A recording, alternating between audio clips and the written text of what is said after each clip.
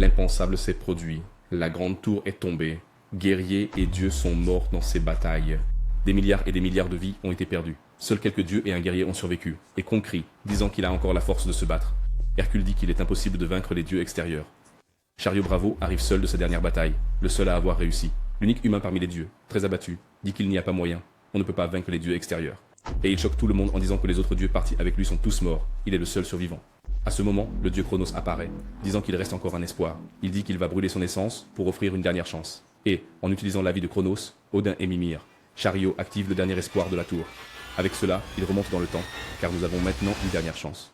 Notre héros s'appellera Charlie, et c'est lui qui a gravi la tour le plus vite. Et en plus, il était humain. Voilà comment ça s'est passé. Et ainsi, il a créé sa propre légende. Après être revenu, Charlie se regarde et se rend compte qu'il y a quelque chose de différent. Il se sent tout léger, très léger, et remarque aussi que tous ses pouvoirs et sa magie ont disparu. Il pensait que la magie de Chronos le ferait revenir au temple avec tout son pouvoir, mais Chronos a remonté le temps. Charlie réalise qu'il n'a pas d'autre choix que de tout recommencer. Et ainsi, notre héros sait que d'abord, il doit se situer dans le temps et l'espace pour savoir quand il est revenu. Et là, il reçoit un coup en plein visage qui le sonne presque. Le héros ne s'y attendait pas, mais il ne tombe pas, il reste debout et Sakana lui dit « Alors, ça t'a plu? » Et à fois qu'ici, Charlie, en regardant ce type blond devant lui, se demande qui est ce gars. Il ne se souvient pas de lui. En observant de plus près, Charlie remarque que les gens portent une veste universitaire. Et c'est alors qu'il se souvient qu'il était aussi à l'université quand tout a commencé. Et le blondinet lui dit de faire attention car il est distrait alors qu'il y a quelqu'un en face de lui qui essaie encore de le frapper. Cependant, sa chance a tourné car le héros ne se laissera pas toucher si facilement et esquive avec facilité. Le blondinet n'arrive pas à comprendre comment il a esquivé si vite et Charlie commence à lui parler, lui demandant s'il fait jour ou nuit. Le blondinet ne comprend pas pourquoi Charlie demande ça et Charlie ferme le poing en disant « Tiens, Charlie, quel jour sommes-nous? Si tu réponds vite, je ne te frapperai pas cette fois puisque ton coup était si faible. » Le blondinet lui demande s'il est fou, s'il s'est cogné la tête parce qu'au milieu d'une bagarre, il commence à dire n'importe quoi, et ainsi, le blondinet s'avance pour donner un autre coup, mais il est touché par une contre-attaque très puissante, et Charlie, notre héros, se met en position de combat. Cependant, Charlie a l'esprit ailleurs. Il réalise que son téléphone est dans sa poche, et se dit, bien sûr, ça va commencer. Ça sera aujourd'hui. J'ai 9 heures avant le début du tutoriel. Nous sommes le 31 décembre 2019 à 20 heures dans le quartier de Hongdae, qui est un quartier extrêmement peuplé, et le blondinet, qui s'appelle Kim,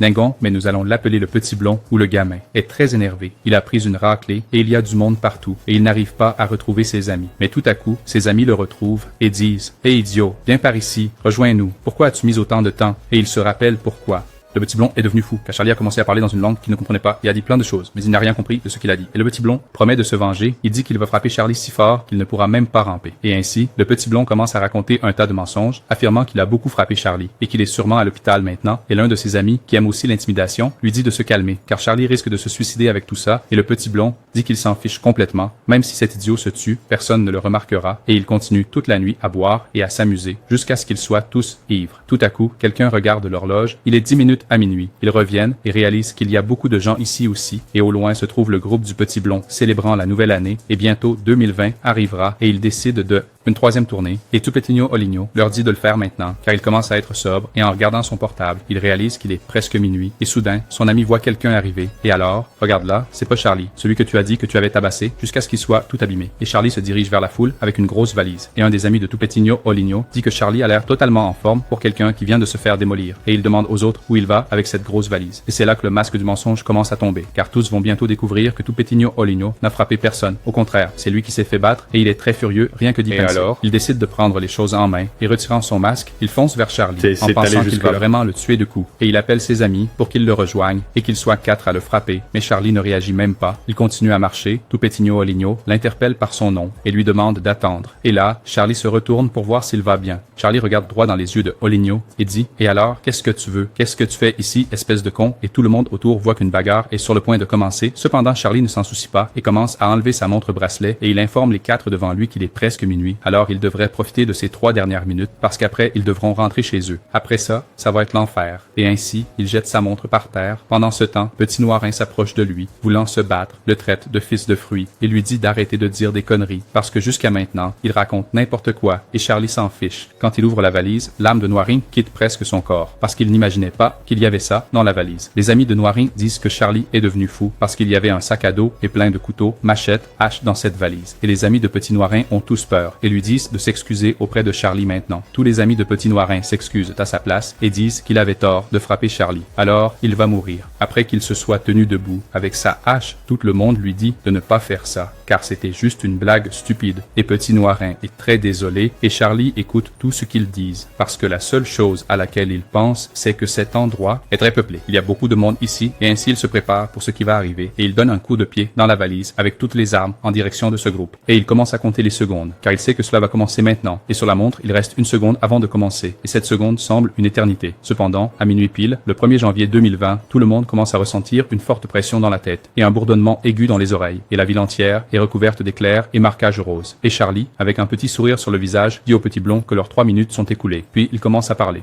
Alors, prépare-toi pour l'enfer. Et le petit blond est toujours sans idée de ce dont il parle de cette manière. Et le message du système apparaît. 20 131, population totale 12 014 personnes. Le système informe que le tutoriel va commencer maintenant et le premier tutoriel est sur la survie qu'ils auront à suivre. Il faut survivre aux zombies Ce premier mordants. tutoriel durera 30 minutes. Donc, après 30 minutes, tous les zombies disparaîtront et des milliers de zombies apparaîtront de nulle part au milieu de tous. Les gens autour sont horrifiés, se demandant s'il s'agit de vrais zombies. Charles observe et voit qu'il y a vraiment beaucoup de zombies à cet endroit et il sait qu'il y a autant de zombies seulement à cause du réglage de la difficulté du tutoriel, qui est que plus la population de ce secteur est grande, plus la difficulté est élevée. La difficulté. Le déséquilibre de ce tutoriel a fait apparaître des zombies proportionnellement au nombre de personnes présentes. Lui, sans même regarder, ouvre sa fenêtre d'état car il a déjà fait cela auparavant. Et il sait aussi que les gens ne peuvent pas se déplacer librement car la ville a été divisée en plusieurs secteurs. Après cela, il sort de son inventaire un vieux couteau et il sait que bientôt, tout cet endroit deviendra une mer de sang. Le système informe que tous les joueurs peuvent dire leurs attributs. En parlant, des fenêtres apparaissent. Charlie pense que le système donne des choses à tout le monde, mais il est difficile d'appeler ces choses des armes. Et un pauvre type reçoit un marteau pour lutter contre les zombies. Cependant, Charlie, avec l'entraînement de Batman, jette le couteau inutile que le système lui a donné. Il sait aussi que le thème du premier tutoriel est la survie. Autrefois, il était juste content de survivre. Mais maintenant, il sait que survivre ne suffit pas. Ainsi, il sort un flacon de son sac et l'ouvre avec habileté pour l'utiliser. Ensuite, il verse le contenu de ce flacon sur un couteau très tranchant qu'il avait apporté. En regardant son couteau extrêmement affûté et couvert de ce qu'il y a versé, il considère qu'il est maintenant prêt pour le massacre. Il se lance alors à grande vitesse sur le zombie n'ayant même pas eu le temps de cligner des yeux.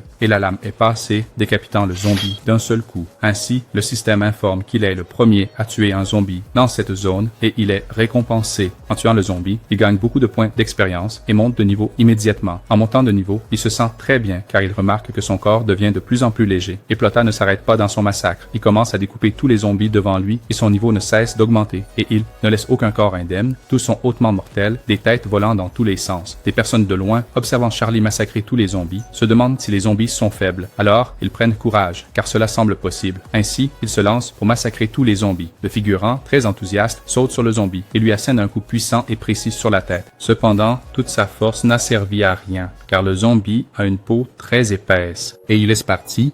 Salut. Le proto-Belzéban, Akilo pense que frapper normalement n'est pas suffisant pour trancher ce zombie, car sa peau est très épaisse. Charlito, elle explique que les zombies sont lents et faibles, mais très résistants, et là-dessus, ils ne se comprenaient pas. Un zombie seul est faible, mais un groupe est extrêmement dangereux. Et Plota sait que certaines personnes survivront, puis mourront un jour. Enfin, ils vont escalader la tour, mais ce ne sera pas la fin, et à ce moment-là, Charles essaie de décapiter un autre zombie. Mais cette fois, c'était inefficace. Il est donc très déçu et donne un petit coup de pied gentil au zombie qui vole très loin. Charles réalise que l'effet est terminé, et il entre ouvre la salle à nouveau car il sait que les zombies ne sont pas faciles à tuer, mais il y a un point faible. Il lance une fiole semblable à la précédente en l'air et la coupe en deux avec son couteau en l'imbibant encore de ce matériau et il se rappelle la première fois qu'il a fait le tutoriel de lorsqu'il a rencontré une personne qui n'avait aucun talent, était faible mais très chanceuse car les zombies étaient faibles face à ce qu'il faisait. Dans la part, cet homme dit qu'il travaillait dans une fabrique de sel, donc il avait du sel avec lui. C'est pourquoi ils sont faibles face au sel. Il suffit donc de tremper le couteau dans le sel ou de jeter du sel sur les zombies et ils mourront automatiquement.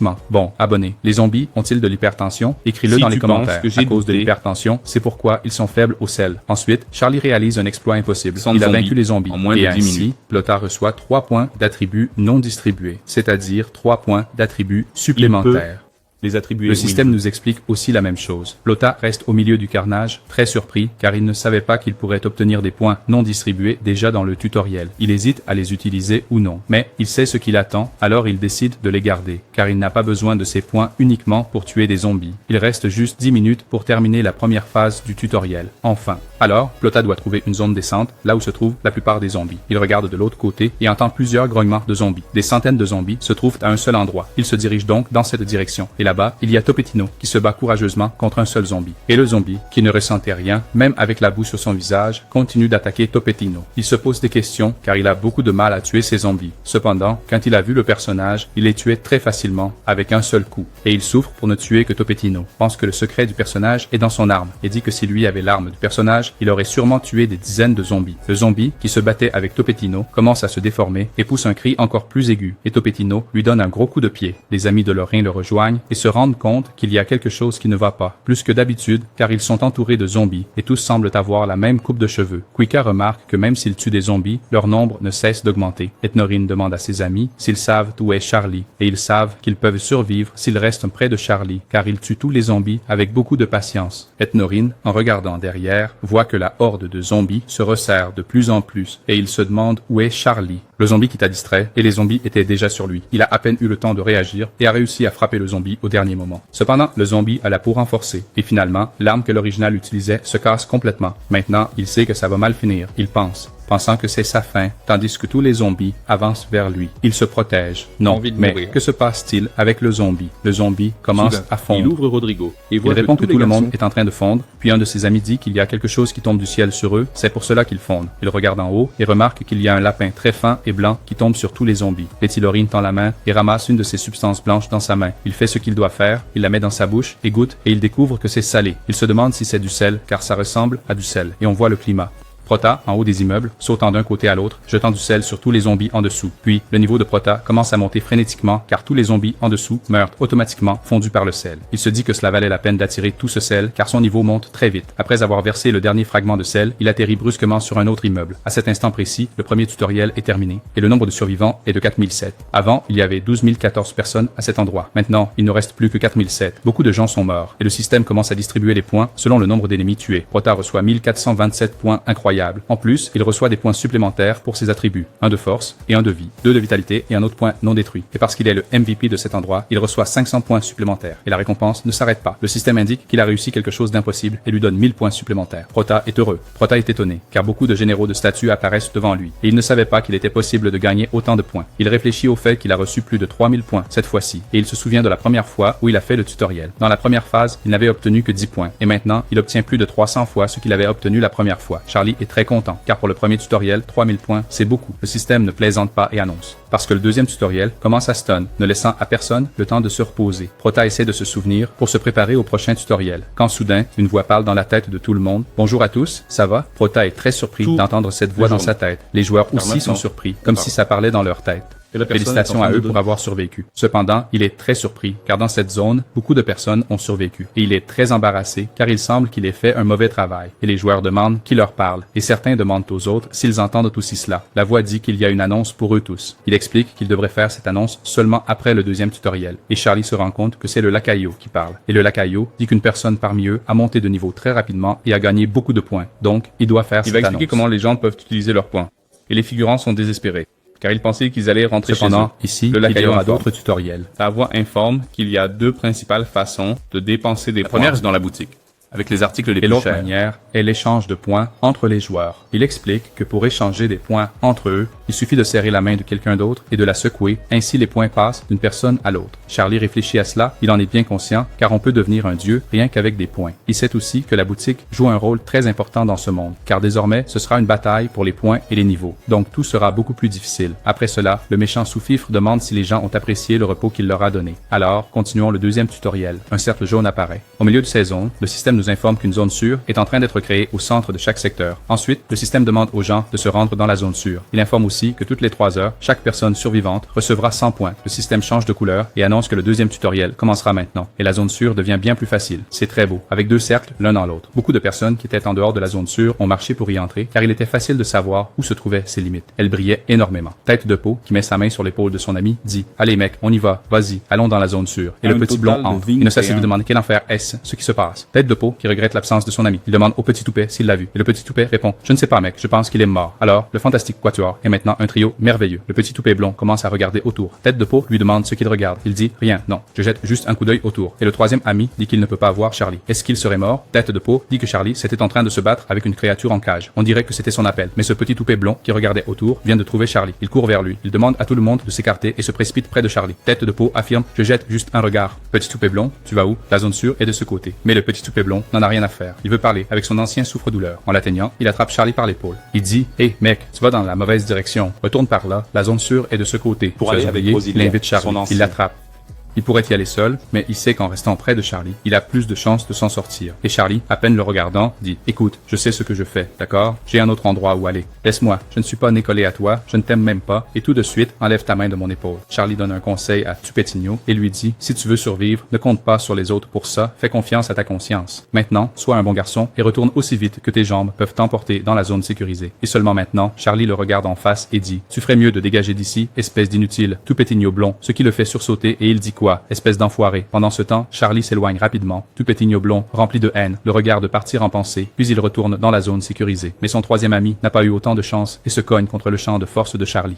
Il crie de loin « Hey, c'est bloqué. » Oh, Tupetinho blond, c'est bloqué. Je ne peux pas entrer. Tupetinho blond. Il regarde derrière et voit apparaître, au-dessus de la zone sécurisée, sa capacité. Et il note qu'elle est au maximum 2038 sur 2038. Personne d'autre ne peut entrer, sauf si quelqu'un sort. Et il remarque que la capacité de la zone sécurisée est la moitié du nombre de survivants, mais l'automate n'est pas bon en division parce que le nombre de survivants était de 4007 et 4007 divisé par 2 ne fait pas 2038 à ce moment-là. Qui essayait d'entrer dans la zone sécurisée. Est traîné sous terre par une créature qui en est sortie. Et Tupetinho les regarde et dit « Qu'est-ce que c'est que ça? » Plusieurs vers sortent du sol et commencent à dévorer tout le monde. C'était un festival de vers. Ailleurs, non loin de là, il y avait une épée qui s'enfonçait violemment. Et un ver. Nous devons le trouver. Il commence à trancher son premier ver. Il commence à entendre autour de lui et il n'y a que des cris d'aide et des gens qui se demandent ce que c'est. Il réalise que la deuxième vague a déjà commencé. Le système le félicite car il est la première personne de ce secteur à avoir tranché un ver. Alors il obtient 300 points et 2 points supplémentaires distribués aléatoirement. Et progressivement, il commence à allumer la radio car sa force et son habileté augmentent de 1. Et Charlie, à la demande de ce narrateur, commence à enseigner comment détecter les vers. Il dit d'abord que tu dois fermer tes yeux et te concentrer sur tes autres sens pour sentir le ver et cela va mieux. Il montre que tu peux détecter les vibrations dans le sol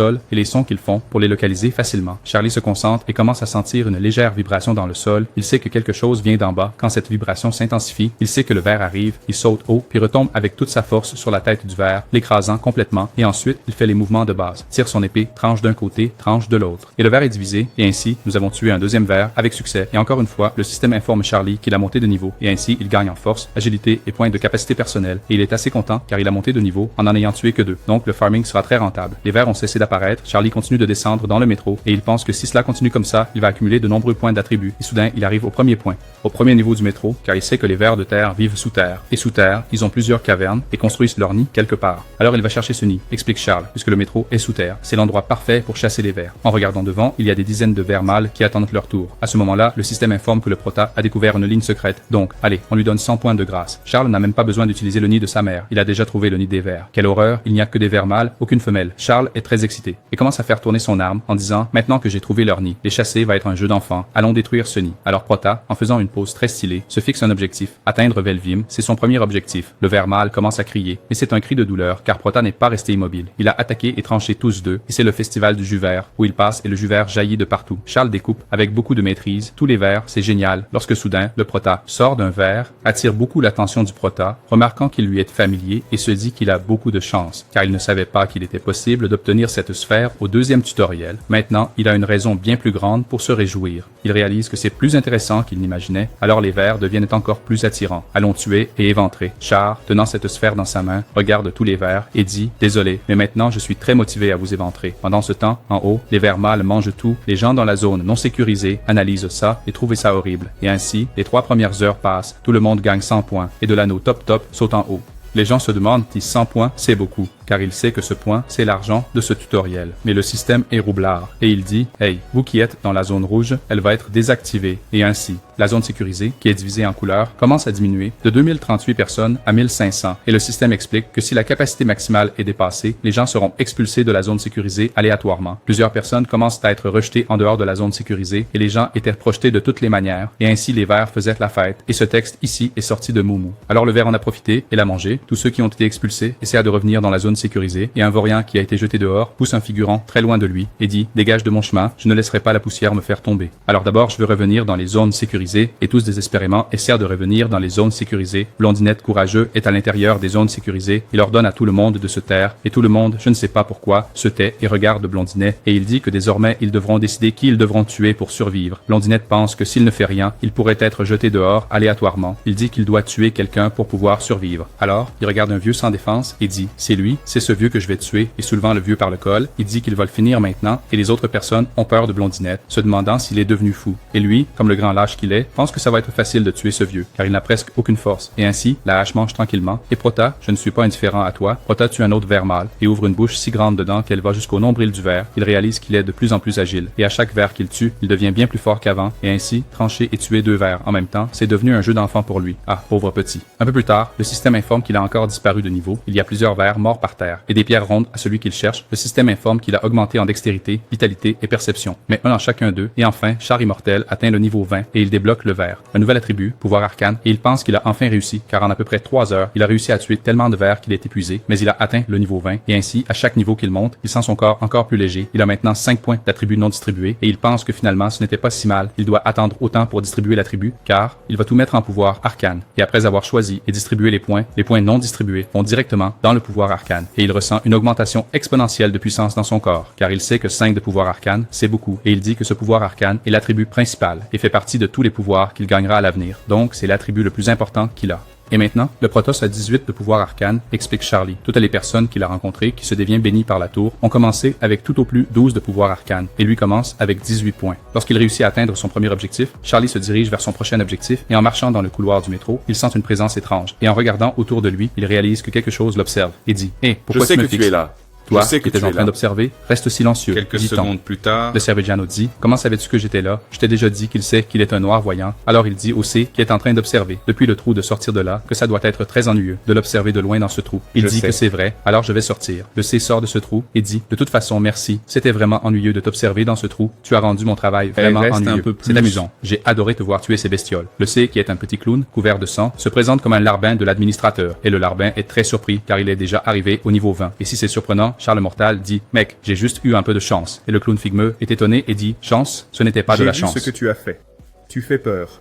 Charles est quelqu'un qui n'aime pas marchander. Et en regardant Figmeux, il dit « Hey, c'est toutes les compétences que tu as, il n'y a pas mieux que ça, non ?» Et Figmeux dit que c'est tout ce qu'il peut acheter dans le tutoriel. Et Figmeux commence à utiliser le jeu de dialogue et demande s'il cherche quelque chose de spécifique. Et Charles, futé, ne tombe pas dans le piège et dit « Non, en fait non, je regarde juste. » Charles sait que s'il posait une question, il attirerait seulement une attention inutile sur lui. Il regarde les yeux de singe et dit « Hey, je vais acheter ça, d'accord? Je le veux. » Et Figmeux est surpris et dit « Oh, yeux de singe, ce n'est même pas une bonne compétence. Tu vas vraiment acheter ça. » Charles ne veut pas discuter. Il appuie déjà sur le bouton pour acheter et il acquiert les yeux de singe. Il dit qu'il a acheté ses yeux parce qu'il trouvait le nom très sympa. Et le clown est tombé dans le baratin de Charles. Et Proto a encore beaucoup de points. Il lui reste plus de 1500 points. Il achète une petite épée basique pour plus de 1500 points. Ne restait-il que pour le pouce de Proto. Viens ici. Figmeux, en voyant qu'il a choisi l'épée arcanique, dit qu'il a fait un excellent choix car cette épée est très bonne pour les débutants. Charles s'avance vers le fond du donjon, tandis que le clown dit « Hey, voilà, j'espère que tu vas bien profiter de ton temps. Je m'en vais. Tu n'as pas besoin de ressentir mon absence. J'ai de grandes attentes à la pour prochaine. toi. » Malgré le temps, c'était un objet créé par les dieux Chronos, Mimi et Odin. Et Chronos, la personne principale derrière cet objet, a vu son existence effacée comme une pénalité. Et donc, Charles sait que même un administrateur ne devrait pas être capable de découvrir son retour. Le système nous informe des données sur les yeux de singe. Ils ont l'effet d'augmenter la vision et de renforcer les 5 sens, et leur classement est F pouvant être amélioré. Charles réfléchit, même s'il découvre qu'il est le revenant. Son objectif ne changera pas, il deviendra plus fort pour détruire un dieu externe. En recevant ses yeux, Charles atteint finalement son objectif, obtenir les yeux de ce gars. Mais il sait que pour que ses yeux soient utiles, il devra les améliorer rapidement rapidement. Et alors, il réalisera quelque chose de grand dans cet endroit. Si mentionner quel endroit, quelle grande chose. Tout près, plusieurs vers se sont rassemblés sur l'esplanade et boivent et discutent avec de la nourriture entre les dents. Et les vers, très mal élevés, laissent tomber des restes de nourriture sur le bateau, juste parce qu'ils ont senti la présence du protagoniste qui s'approche. Charles sait qu'il ne lui reste que 29 minutes, alors il va devoir tout donner. Et il prend l'épée qu'il vient d'acheter et l'imprègne de son pouvoir architecte, car il a besoin d'une maîtrise de celle-ci. Enfin, Charles a trouvé ce qu'il cherchait. Il a tout fouillé.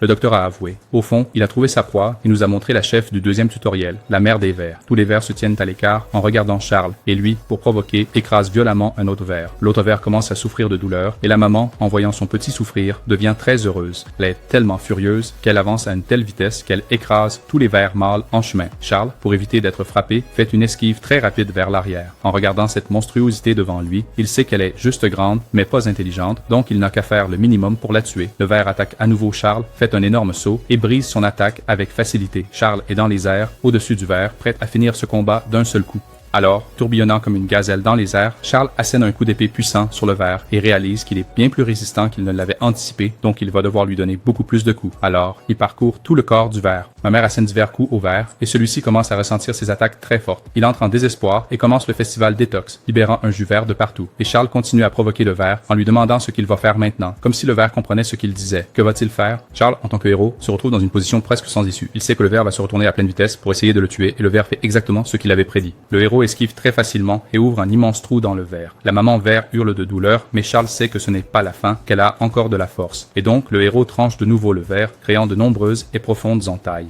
Avec tant de jus détox qui sort du ver, Charles sait que la fin est proche. Il saute aussi haut que possible dans les airs, adoptant une position très vulnérable, et le ver qui ne réfléchit pas tombe dans le piège. Il ouvre sa grande bouche pour essayer de l'avaler d'un seul coup, et Charles est très reconnaissant qu'elle ait fait ce qu'il avait imaginé. Et ainsi, il concentre toute sa puissance et, utilisant ses nouveaux yeux, prépare une attaque puissante. Il traverse la tête du ver avec une attaque destructrice. La scène se transporte en haut où notre figurant clone supplie à genoux pour être épargné, en disant que le sortir de la zone de sécurité reviendrait à le tuer. Le petit blondinet s'en moque totalement, lui ordonne de se taire et lui donne une légère tape sur la bouche. Le blondinet dit que tout le monde a appuyé le choix de le désigner, donc il sera jeté dehors. Quelques personnes disent que c'est un mensonge, que la décision a été prise seule, personne n'a été d'accord. Il te donnera un bisou. Le petit blondinet expulse des dizaines de lâches de la zone de sécurité et aucun d'eux n'ose le confronter. Il les menace, disant que s'ils reviennent ici, il les tuera personnellement. Et c'est ainsi que ça s'est passé. Ainsi, réalisant que le petit blondinet a retiré ces personnes du milieu de la zone de sécurité, mais pas de toute la zone, et après 30 secondes, quand cette zone de sécurité rétrécira, ces personnes seront laissées dehors, et le compte à rebours commence. Je sais déjà. Oh, ça compte exactement comme moi. Hein? Ça s'est arrêté à 3. Je ne comprends rien. Le petit blondinet regarde de chaque côté et voit que le Le compteur s'est arrêté à 3, il y a un problème, ça aurait dû tomber à 0.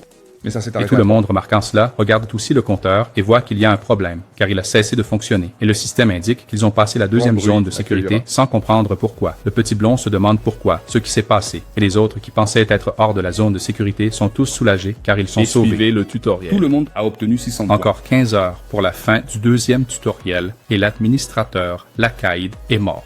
Charles a réussi à tuer cette chose. Lacaïd pensait que c'était impossible. Charles, très modeste, a dit que c'était possible. Lacaïd demande à Charles s'il veut qu'il le soigne. Et Charles, qui est intelligent, lui dit qu'il peut le soigner, du moment que cela ne compte pas comme une récompense, car cette petite blessure guérira vite grâce à l'augmentation de sa fertilité. Le clown figmeux commence à applaudir et féliciter Charles, car l'être humain ordinaire a réussi à faire quelque chose d'incroyable, tuer le vide lors du deuxième tutoriel, et c'est une grande surprise pour lui. Et Charles dit au clown qu'il est très bruyant. Charles s'aperçoit que cela fait environ 30 minutes depuis qu'il a tué la mère des vers, et il sait que les Lacaïdes sont très surpris, car ils sont sûrs de ne pas avoir imaginé que la mère des vers mourrait lors du deuxième tutoriel. Charles profite du désordre qu'il a causé pour demander sa récompense, et le clown pygmeux demande comment il sait qu'il va recevoir une récompense. Et le clown dit qu'il semble que Charles comprend très bien ce monde. Et Charles dit qu'il comprend, car ce qu'il a fait serait étrange s'il ne savait pas. Alors il sait qu'il y a une récompense. Et le pygmeux continue son interrogatoire. Il dit que la plupart des gens ne savent pas cela. Charles ne veut pas discuter et dit « Ma récompense, où est-elle ?» Et le clown voit que Charles est déterminé. Et dit « D'accord, j'ai compris, je vais te donner ta récompense. » Le clown pygmeux dit qu'il peut choisir entre 3 récompenses. La première récompense est de sauter directement du deuxième tutoriel au 5e, sans participer au 3e ni au 4e. Si Charles choisit cela, il recevra également la récompense du 3e et du 4e tutoriel. Avec ces informations, Charles réalise que le clown est toujours malveillant envers lui, car il pense que le clown croit que le 3e et le 4e tutoriel ne lui servent à rien. Après ça, le clown dit que la deuxième récompense, ce sont des points, et qu'il peut tout convertir en points s'il le souhaite. Le clown pygmée lui demande quelle récompense il va choisir. Charles, en le regardant, dit « Ok, je vais passer à autre chose. » C'est la troisième option, le clown pygmée ensanglanté, est de se connecter directement à l'Olympe. Le pygmée informe que Charles ne le sait peut-être pas, mais ce tutoriel n'est qu'un point de départ vers le monde qui s'ouvre à lui.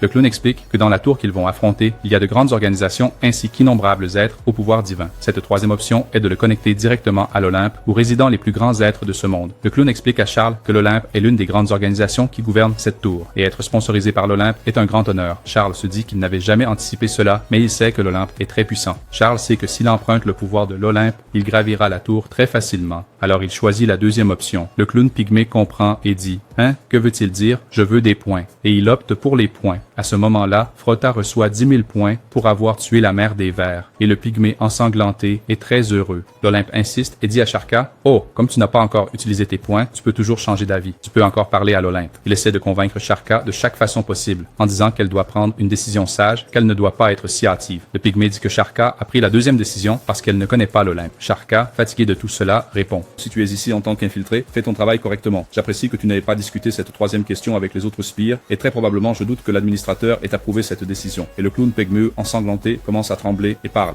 Tu sais, pour l'administrateur, Charlie demande si les autres Spears ont reçu des accords similaires aux siens, et il demande si tous les autres Spears ont été achetés par l'Olivier, ou si peut-être certains des Spears sont avec le Royaume Céleste ou avec le sien, ou peut-être avec le gouvernail d'Atome. Le sbire devient désespéré. Il demande « Papy, toi, qui es-tu, bon sang ?» Charlie ne veut même pas savoir. Il ouvre le panneau du système. Charlie dit « De toute façon, merci beaucoup, hein. Grâce à ta grande bouche, j'ai découvert encore quelque chose à faire ici. » Le sbire, voyant que Charlie a vu le système, demande ce qu'il fait. Et le système offre une opportunité de réunion avec l'administrateur.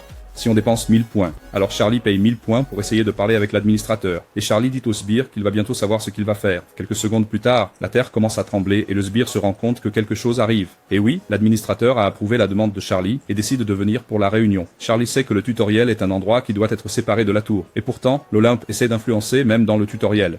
Et pourtant, il ne peut pas ignorer cela, car si l'Olympe a fait cela dans le tutoriel, cela interférera aussi dans les plans futurs de Charlie. Et à ce moment-là, un portail dimensionnel commence à s'ouvrir devant Charlie, et du portail commence à sortir un très grand pied.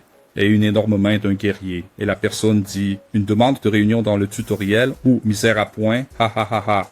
Et l'administrateur, en regardant le malfrat, demande « Alors, c'était toi qui m'as appelé ?» et lui-même se présente disant qu'il est Char, un participant du tutoriel. Et le costaud dit « Ah, d'accord, je vois. Alors c'était toi qui as tué plus de 1000 zombies dans le premier tutoriel, hein? J'ai beaucoup entendu parler de toi, Char. On voit que l'administrateur, en plus d'être puissant, est un guerrier très grand. Le système nous informe que c'est l'administrateur du tutoriel et aussi qu'il est l'un des administrateurs des étages inférieurs de la tour. » Et Charles lui montre le doigt accusateur et dit « Et à la place, je pense qu'il y a une interférence de la tour ici. » Et l'administrateur dit « Ici? Comment ça? Regarde le clown pygmée là-bas. » Il commence à entrer en choc. Charles dénonce le clown et dit que l'Olympie a fait contact avec lui à travers les clowns. C'était un mouchard. Oui, c'était un mouchard. Et Charles dit que ce clown derrière a proposé un parrainage olympique comme récompense en essayant de s'expliquer. Il dit « Ce n'est pas ça, administrateur » et commence à s'embrouiller. L'administrateur le regarde avec des yeux noirs. Il donne un coup puissant au sbire qui se transforme en flaque et l'administrateur commence à insulter les salauds de l'Olympique, puisqu'en plus de répandre leur influence dans toute la tour, comment ose-t-il essayer de le faire ici dans le futur?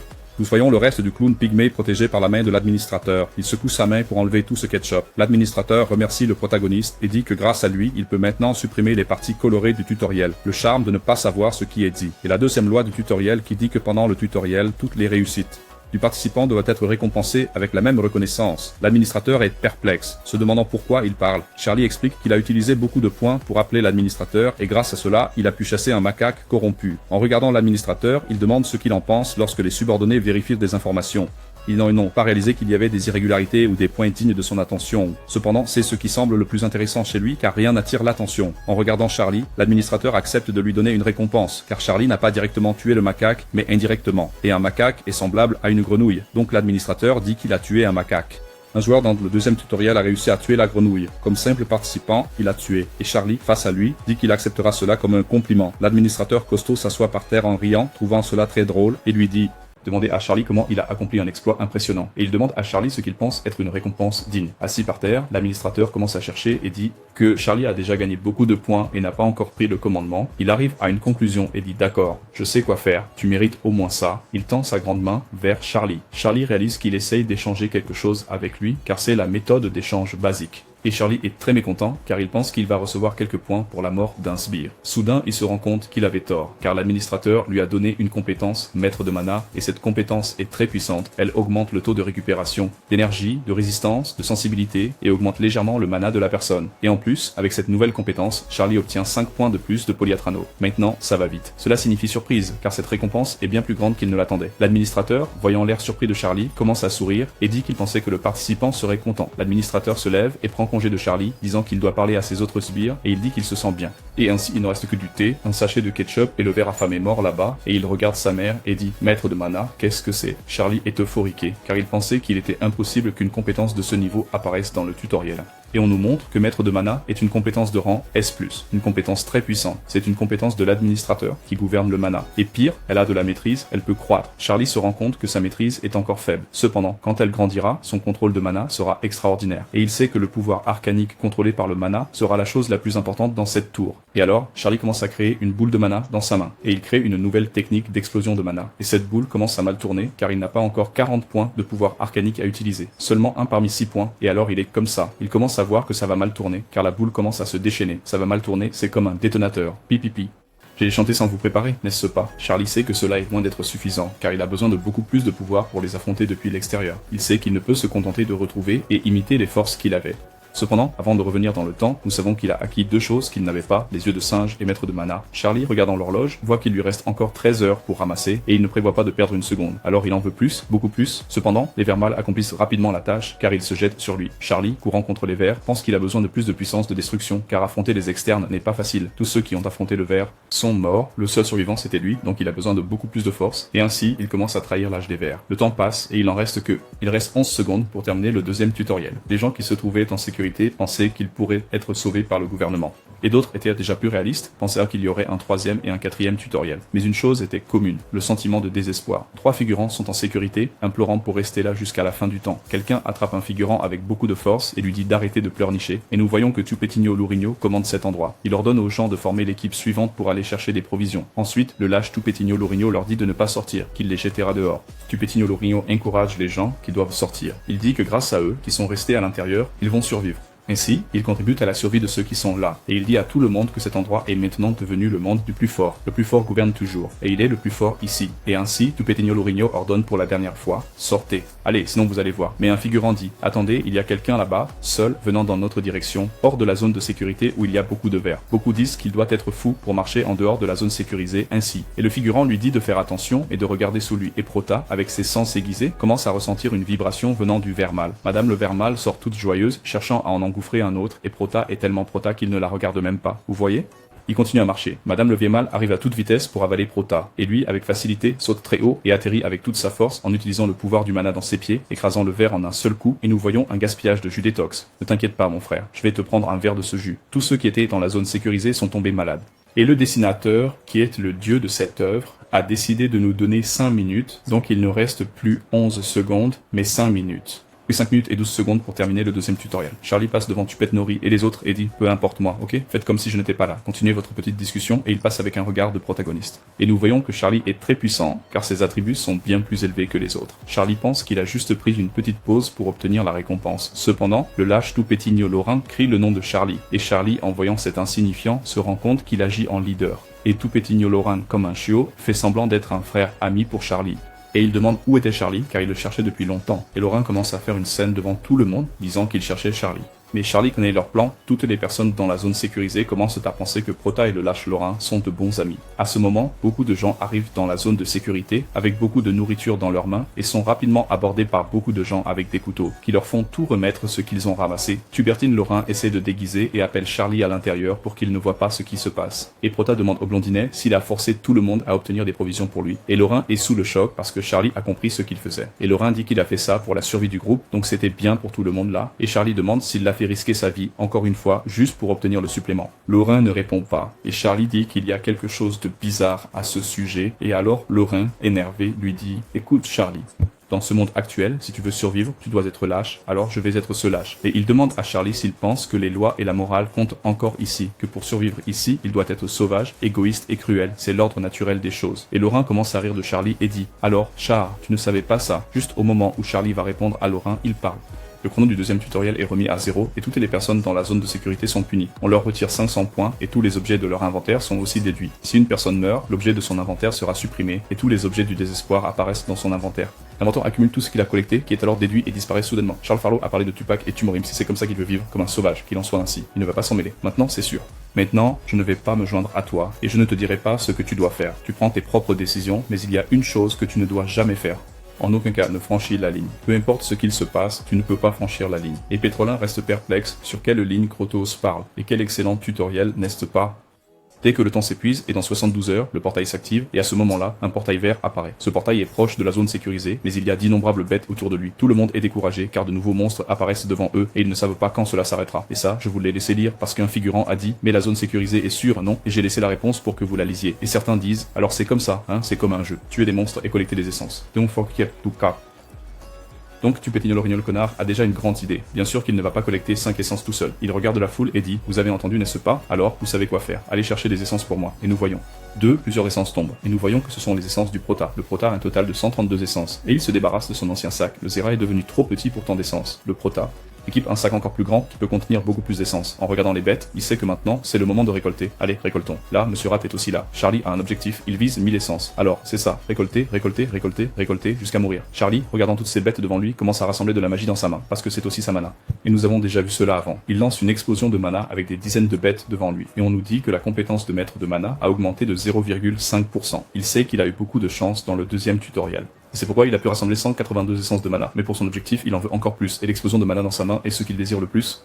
Il a dû utiliser toute sa mana dans ce processus, mais il sait une chose qui sera très utile. S'il augmente ses attributs et sa maîtrise de la mana, cette explosion de mana deviendra très utile. Charles est épuisé car cette explosion a totalement épuisé sa mana. Mais il y a une bonne chose, elle a été utile aussi. Il a tué tous les monstres qui étaient devant lui. Charles commence à ramasser les essences de mana au sol et explique qu'utiliser l'explosion de mana est une norme pour mesurer son contrôle de la mana. Les rats qui n'étaient pas face à l'explosion de mana tremblent de peur car la mort est passée devant eux et ils ne pouvaient rien faire. Même le Prota le remarque car ce ne sont pas seulement les rats qui ont peur, tous les animaux survivants sont terrifiés par le Prota. Donc le Prota revient aux bases, sort son grand couteau et s'apprête à trancher. Charles, qui ne compte pas perdre son temps, imprègne son arme de pouvoir arcanique et le temps passe.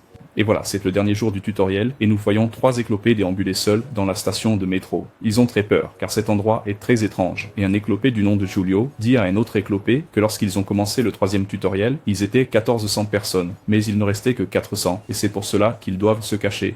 Et l'autre éclopé, Kang Seong-chan, que nous appelons Sébastien, acquiesce simplement.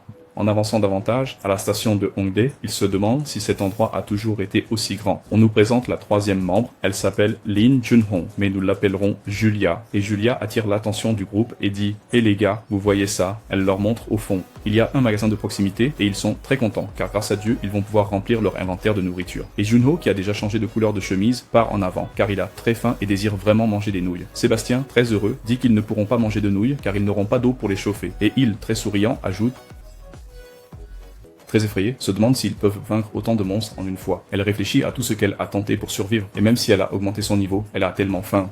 Avec beaucoup d'efforts, il réussit enfin à se débarrasser de ce rat. Pendant ce temps, Sébastien a beaucoup de mal parce qu'il y a un zombie mâle qui lui suce le bras. Julio se distrait en regardant son ami, sachant qu'à ce rythme, ils mourraient tous les deux ici et elle voulait tant survivre. Et le cousin du rat voit une ouverture et fonce sur Julia, qui est déjà en plein désespoir, consciente qu'elle ne survivra pas à tout ça. Tout à coup, Julia est couverte de Fantaoula.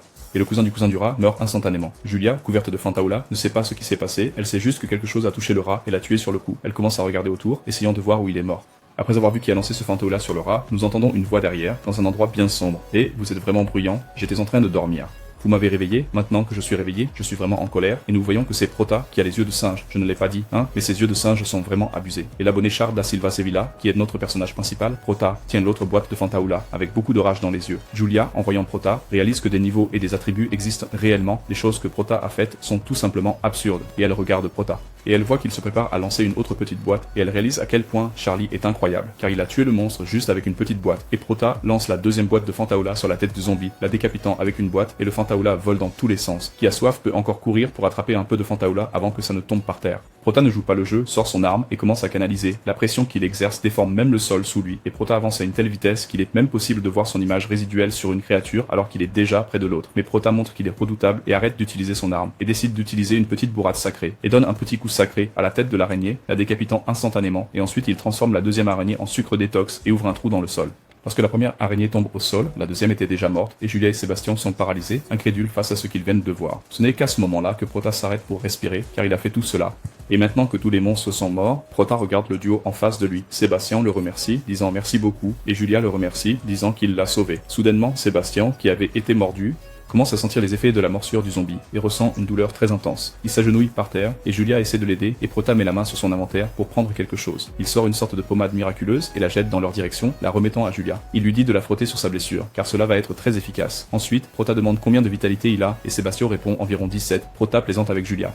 Prota, en plaisantant avec lui, dit qu'au moins il ne va pas mourir, même s'il pourrait ne pas réussir à lancer le bras, et il fait cette tête de mort-vivant. Julia dit à Sébastien de faire vite pour voir s'il peut être sauvé et ne pas se transformer en zombie. Prota, qui vient de faire du codage, réfléchit qu'il a dû dormir environ 6 heures. La fatigue est partie, mais il voulait dormir encore un peu. Et il se souvient que depuis le début du tutoriel, il y a 4 jours, il n'a pas encore dormi. Alors, ces siestes de 6 heures ont été les bienvenues. Prota se souvient qu'il doit faire une ronde. Le Prota se souvient d'une poudre inodore qui fait disparaître son odeur pour que les bêtes ne l'attaquent pas. C'est pour ça, et uniquement pour ça, qu'il a pu dormir sans être dérangé. Alors, puisqu'il a dormi, puisqu'il s'est réveillé, allons-y, reformons le groupe, non? Et en regardant le duo que j'avais dérangé pendant leur sieste, il leur tourne simplement le dos et s'en va. Laisse-moi voir. C'est le 2e niveau, et là-bas, c'est encore plus désert. Le 2e niveau est l'entrée du donjon, c'est là que le Prota chasse. Pourquoi sont-ils venus ici en bas, sachant que c'est dangereux? Et Julia dit à Charles qu'il ne sait probablement pas ce qui se passe en haut, mais là-haut tout a changé. Ils ont créé plusieurs groupes, et certains groupes ont commencé à s'entretuer, et là-haut c'est le chaos total, et elle conclut avec la mort. Elle finit en disant que là-haut c'est pratiquement l'enfer, car tout le monde essaie de prendre l'essence des autres. Et Charles, se dirigeant vers les profondeurs du donjon, conclut qu'ils ont été attaqués, et c'est pourquoi ils ont fui ici, et Julia dit qu'ils ont été attaqués. Il dit que oui, et Sébastien dit que cet endroit est si dangereux qu'ils n'ont pas hésité à le suivre. Et Charlie, appréciant encore plus le moment, leur demande « Mais vous n'avez pas failli mourir, vous aussi ?» Et Julie dit que ça valait le coup, car au final ils ont survécu, et elle dit que c'est grâce à lui. Elle n'avait même pas fini de parler quand elle entendit des bruits étranges venant du fond du donjon. Et Sébastien, effrayé, « Quels sont ces bruits ?» Charlie regarde en arrière et dit « Grâce à moi ? Comment ça ? Il n'y a aucune garantie que je ne vais pas vous tuer et prendre vos essences, vous savez ? C'est seulement maintenant qu'ils ont commencé à réfléchir. » Eh bien, après avoir sauvé leur vie, ils ont perdu toute leur peur, et si on compare les gens d'en haut et les monstres d'en bas, le Prota est de loin le plus dangereux de tous. Et Sébastien, encore tremblant, dit au Prota qu'il a probablement déjà collecté toutes les essences dont il avait besoin. Alors il pense que le Prota n'a pas de raison de le tuer, et Charlie continue d'insister avec son épée à la main. Il dit « Et si je décide que je vais collecter plus d'essence ?» Sébastien dit « Ça ne fait rien, même dans ce cas, je pense que tu ne nous tueras pas. » Charlie dit « Même s'il ne tue pas les deux par lui-même, ils finiront certainement par mourir, et il dit qu'il n'a même pas besoin d'expliquer pourquoi. » Yolenia frissonne de peur, mais elle trouve tout ça très étrange. S'il veut les tuer, alors pourquoi explique-t-il tout ce qui pourrait arriver? C'est une chose étrange que je ne comprends pas. Et puis elle saisit ce qu'il veut dire. Elle dit au Prota « Alors, qu'est-ce que tu veux de nous ?» Et Charlie commence à regretter. Charlie dit qu'il promet que ce ne sera pas une mauvaise proposition. Tant que vous ferez du bon travail, je partagerai même l'essence avec vous. Et les deux, morts de peur, ont l'air stupéfaits, car ils ne s'y attendaient pas. Alors allons chasser les monstres. Duna, le serpent venimeux, apparaît en scène, très en colère, affamé et voulant manger quelqu'un. Et le serpent veut manger Sébastien, et Sébastien court pour sauver sa vie aussi vite qu'il le peut. Et il est en train de penser que Jarl disait que cette proposition ne serait pas mauvaise, mais il se sent horrible parce qu'il est sur le point de mourir. Il se souvient que Jarl a demandé si ses jambes allaient bien, et il répondait que oui, mais en fait, elles ne vont pas. Jarl ne savait pas pourquoi, mais maintenant il comprend. Et Jarl dit qu'il doit juste courir, alors il court, et Sébastien est là, courant et criant au secours. Voilà le serpent. Jarl a couru si vite qu'il semblait être catapulté devant le serpent, et il enfonce son couteau avec force dans son ventre. Ça lui laisse un large sourire au moment de mourir. Après cela, il tombe sur le serpent et s'élance en avant pour continuer l'attaque sur le lézard terrestre qui vient juste derrière. Jarl, avec grande habileté et maîtrise, donne un seul coup au lézard et le tue instantanément, lui tranchant la tête. Sébastien, tu es très bon. Merci d'avoir regardé jusqu'à la fin et à la prochaine. N'oubliez pas de laisser un j'aime, de vous abonner à la chaîne et d'activer les notifications. Sébastien remet les 5 essences à Charlie, et il pense que la vitesse à laquelle ils attirent le monstre est moindre que la vitesse de chasse de Charlie. Et il se demande ce que Charlie fera de tant d'essence, sachant qu'il en a plus de 50. Et ensuite, Sébastien dit que Jules est un peu en retard, et Charlie dit qu'il suffit d'attendre, elle sera bientôt de retour. Ensuite, Sébastien le surprend et lui demande ce qu'il va faire. Il dit aussi à Charlie qu'avec la vitesse à laquelle il chasse, il pensait qu'il monterait de niveau beaucoup plus vite que lui. Et Charlie dit juste que maintenant, il a un peu ralenti, il ne monte pas si vite que ça. Charlie dit qu'il devra attendre le prochain tutoriel pour vraiment monter de niveau. Et Sébastien est perplexe en pensant combien le niveau de Charlie est élevé, car les divers monstres de cet endroit ne lui donnent presque pas d'XP. Ensuite, Charlie dit à Sébastien que les niveaux sont des informations personnelles. Donc il dit à Sébastien de ne pas demander le niveau des autres, et si on lui demande, de ne pas répondre. Charlie dit que c'est pareil pour les attributs, de ne rien dire, et Sébastien est intrigué. Mais tu n'avais pas demandé quel était mon niveau de vitalité? Charlie dit, c'est vrai, je n'aurais pas dû demander. J'aurais dû laisser ton bras pourrir et tomber, et Sébastien répond rapidement qu'il va s'en souvenir, ne pas poser de questions sur les niveaux au proprio. Charlie donne un conseil à Sébastien, il lui dit que pendant qu'il attire des monstres, qu'il chasse quelques monstres pour lui-même, et il dit que Sébastien doit se soucier de monter de niveau, et aussi de s'améliorer, et soudain, il entend la voix de Julia criant « Oh Charlie, je suis arrivé, laisse tomber belle-mère, beau-frère ». Et tout autour d'elle, tout est chaotique. Sébastien a presque un coup de panique, car il sait que quand Julia arrive, c'est son tour de partir, et on peut voir qu'il lui fait entièrement confiance, car il ne s'inquiète même pas pour Julia. À ce moment-là, Charlie regarde derrière et voit que tous les monstres féroces sont là, et cette scène souterraine est ce qu'il pense. C'est très bien, car on les voit en dessous, et Charlie avance à toute vitesse contre les créatures, et Julia fait tout son possible pour se sauver. Sébastien décide également de passer à l'offensive, et il frappe avec force la belle-mère, la tuant instantanément et montant de niveau. Julia demande si le niveau de Sébastien a augmenté, et il dit que oui.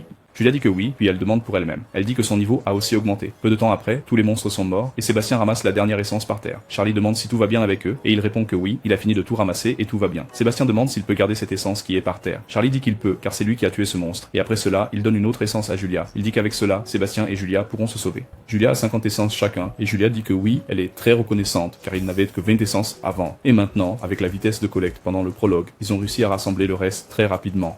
Et elle remercie encore une fois Proto de les avoir aidés. Il les remercie également, car grâce à eux deux, son efficacité de chasse a augmenté de 50%, et il pense qu'il a collecté beaucoup plus d'essence que prévu. Après cela, Charlie regarde l'heure et voit qu'il est presque temps que le portail s'ouvre, alors il appelle le duo pour qu'ils sortent, car il veut être dehors quand ce portail s'ouvrira, et ils sont très heureux, car ils vont enfin retourner là-haut et quitter cette merde de monstre. Et Julia demande si dehors ça va être aussi chaotique qu'avant. Charles est très terre à terre et dit qu'il paraît que ça a empiré, car après tout, il retourne dehors. Et ce n'est pas encore la fin du 3e tutoriel, alors ça doit être la guerre totale dehors. Et Sébastien s'inquiète pour toutes les personnes dehors, car il y a beaucoup de bonnes personnes, malgré une immensité de mauvaises. La scène change vers le portail au sol.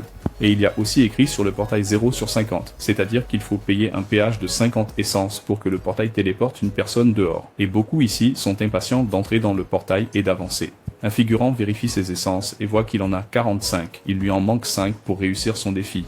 Au portail 50, il remarque que tout le monde cache ses essences, ainsi que ses armes, et discute avec des inconnus. Un figurant chauve dit que le taux de chute des essences est très bas, et il dit que ce type ne semble pas nous surveiller. Et il dit que bien sûr, il nous surveille. Regarde. Il vient vers nous, il y a quelque chose qui se passe. Voyons voir ce qu'il va dire. Et le chauve remarque que Tupette et Laurin viennent vers lui. Alors il y a quelque chose qui arrive. Et Laurin arrive très poli et dit « Ça fait longtemps, comment ça va vous deux? Comment se sont passés ces jours pour vous ?» Et l'ami du chauve répond sèchement à Laurin qu'ils ne sont pas amis pour discuter de ce genre de choses, qu'ils n'ont pas besoin de partager des relations si chaleureuses. Et Laurin commence à rire, dit qu'il est très orgueilleux, même en sachant ce qui va arriver. Laurin commence à intimider l'ami du chauve en disant qu'il sait déjà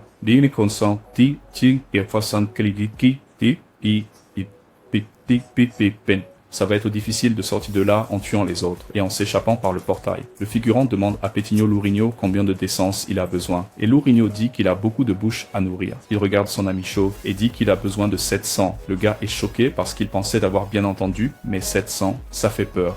Il est très en colère parce que tout son groupe n'a que 300 d'essence et ce foutu Lourigno demande 700. Il sait que cette demande est ridicule, alors la confrontation est inévitable. Lourigno commence à être gentil et dit « Écoute, je vais baisser pour toi, donne-moi 400 et tu peux partir en paix et nous nous débrouillerons pour le reste. » En regardant ce foutu Lourigno, il imagine que ça va être l'enfer, car s'il refuse, ce sera comme une déclaration de guerre. Et l'ami du chauve sait que dans son groupe ils sont 20 et dans celui de Lourigno ils sont 3. Et dans le groupe de Lourigno, il y a 50 hommes. L'ami du chauve se demande où il va trouver 400 essences, et d'un coup il pense à la solution. Il dit qu'il préfère se battre, mais à ce moment précis, quelqu'un casse toute cette atmosphère dramatique. Excusez-moi, je passe. Excusez-moi, laissez passer. Pardon, laissez passer. C'est Julio et Sébastien. Les deux demandent à passer au milieu de tout le monde. Et Lourigno regarde en arrière pour voir ce qui se passe. Sébastien, quelle honte.